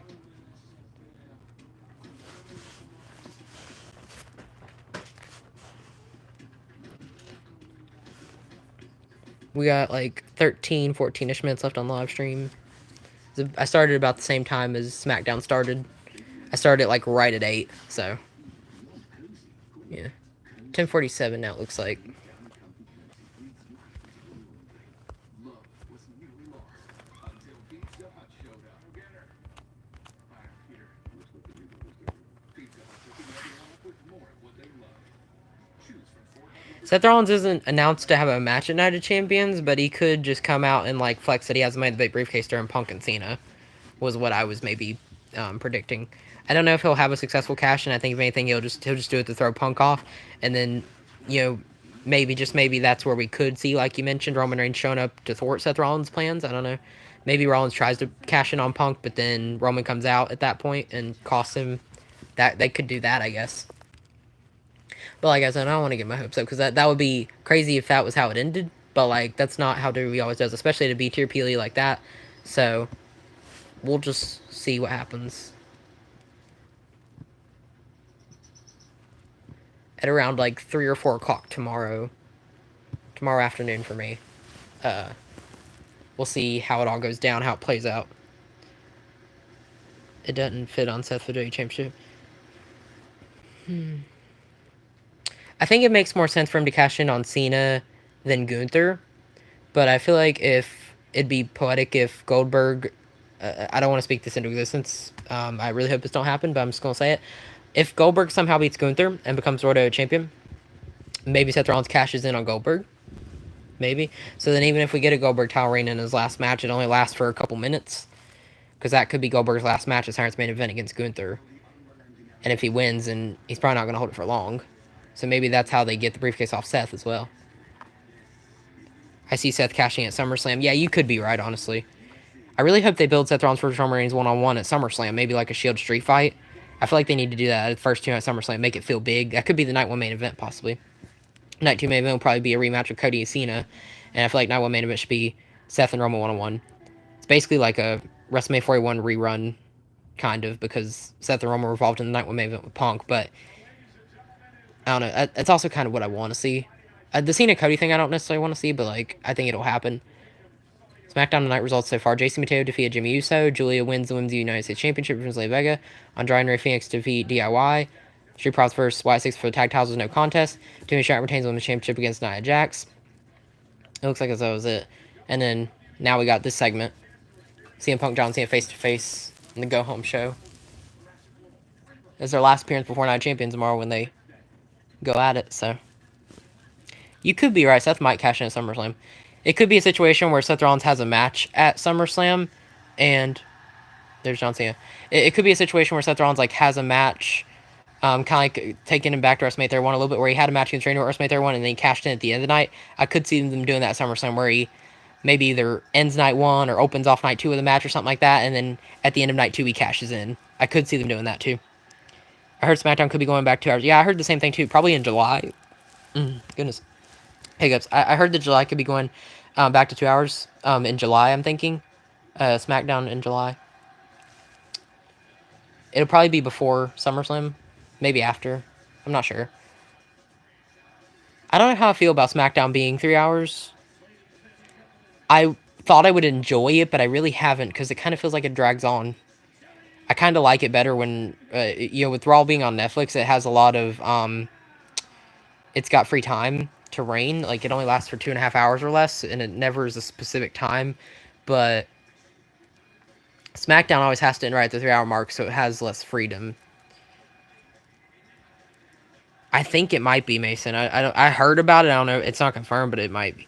Heard next week could be the... Oh, next week? Oh, I didn't know it'd be that soon. I mean, it would be in July, so yeah, I mean, maybe. No, 3 hours is good. Oh, you like 3 hours, Mason. See, the thing is, I liked it, but I also... At times, it does, like I said earlier, it tends to drag out sometimes. Like, sometimes they put things on the show that really aren't that interesting to a lot of people, just to say you did it. and to add more time, but sometimes it's things that really aren't necessary. So I feel like if they were to go back to 2 hours, they could only have the important stuff on there. Only thing is SmackDown losing that extra hour might have to sacrifice women's US title division I worry about. That'd be the only bad thing. Julia probably won't get hardly any screen time. We're here for that John Cena Punk segment. I know you probably watched it earlier, VJC. I'm excited to see it for myself. Because I didn't watch it live on Netflix earlier. I know people outside the US could. I did not.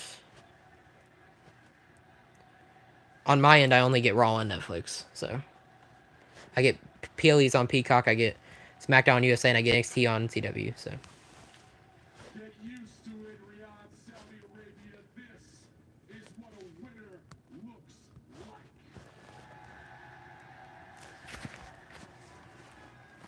I am a winner. CM Punk is a loser because he's been out-cornered. He's been outmaneuvered, and he is out of tricks because I am a genius. Night of Champions is now a formality, and CM same here on Netflix on Peacock. What color is John Cena wearing? Purple and a little bit of green, I think. I think he's got green under his shirt. Oh, here it is.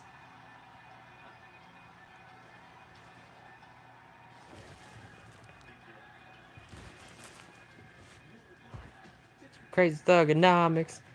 This crazy thugonomics. Word of life. Touch a bowl, but I'm forcing you. That's crazy.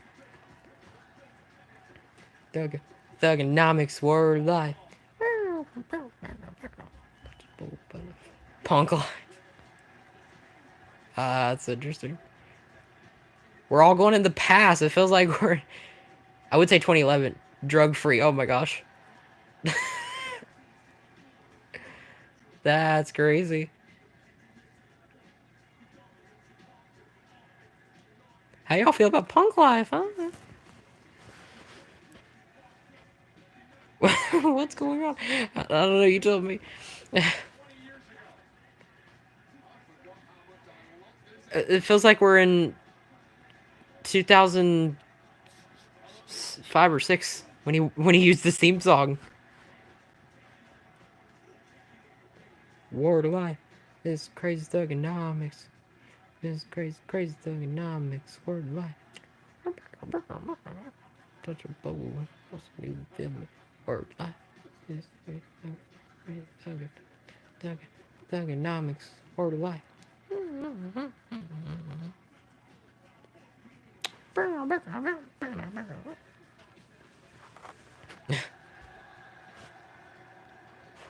Yeah, he kind of with the chain. Punk said he had something in store, and then I Champions a kickoff show this morning, and so now, I guess that's what he was talking about. Yeah, he is. So CM Punk came out to John Cena's base thugonomics theme song, which you might have heard, and now he's got like backwards hat. He's got like a style hat, like he's got like wore it like that, and then like a Cubs jersey. It's kind of like thugonomics gear, basically jorts, and I think like knee pads or something too. Yeah, he's kind of dressed up like Cena. To answer your question, and Cena's got purple, mainly purple on with like a green logo in the middle, like green brownish looking. It's got a little bit of each. He don't look too happy. I don't blame him. Punk just stole his thing. You deserve all the criticism. You're like a Timu Macklemore, but with Mackle-less rhythm.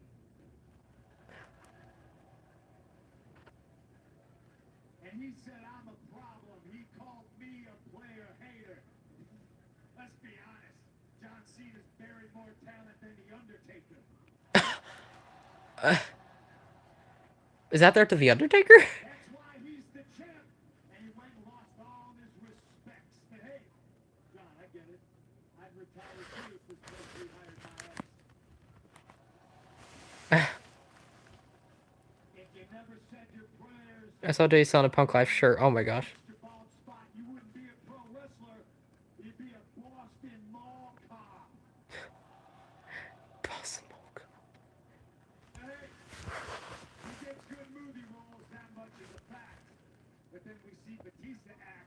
we realize that John ain't that. Same shirt, same hat, and your persona stay tragic. You're like a fish belly white Hulk Hogan, but somehow more problematic. He's acting like Thugonomic Cena. Cena sucks. Cena sucks. Cena sucks. Cena sucks. Cena sucks. When it comes to best in the world, I'm your vessel. Because millions chant my name, and at you they chant, you can't wrestle. Oh. You can't wrestle. You can't wrestle. Hashtag Cena sucks. Get it in while you can. In 6 months, he'll be gone, and I'll still be here having Penalty 2K is going to be making some announcement on July 1st. Ooh, day after Night of Champions, I see. Or actually, a couple days after, right? Well, be interesting. Is that the day of Raw? July 1st, Saturday, Sunday. No, it's Tuesday or Wednesday, I think. July 1st, you know? And that's straight to DVD.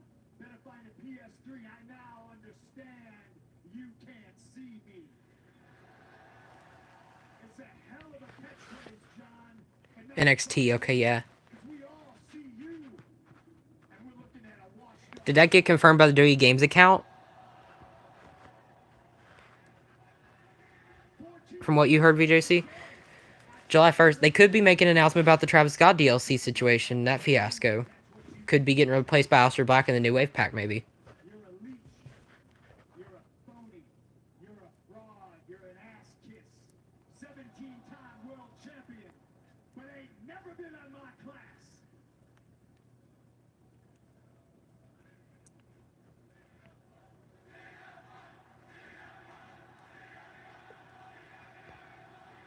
Penta will be in the July pack. He's already confirmed to be in the third DLC pack. Oh, John, there's one more wish to make.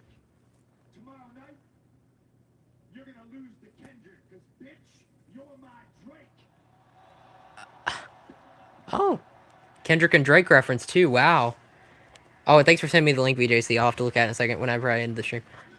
And also, I'll sub D Mason. Remembered. That's one per thing. Okay, thank you, VJC. Yeah, I got it.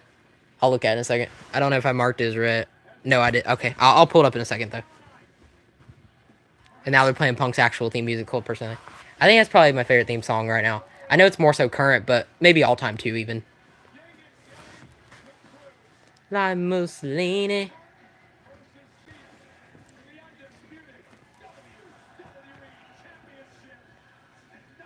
I'm excited for Night of Champions.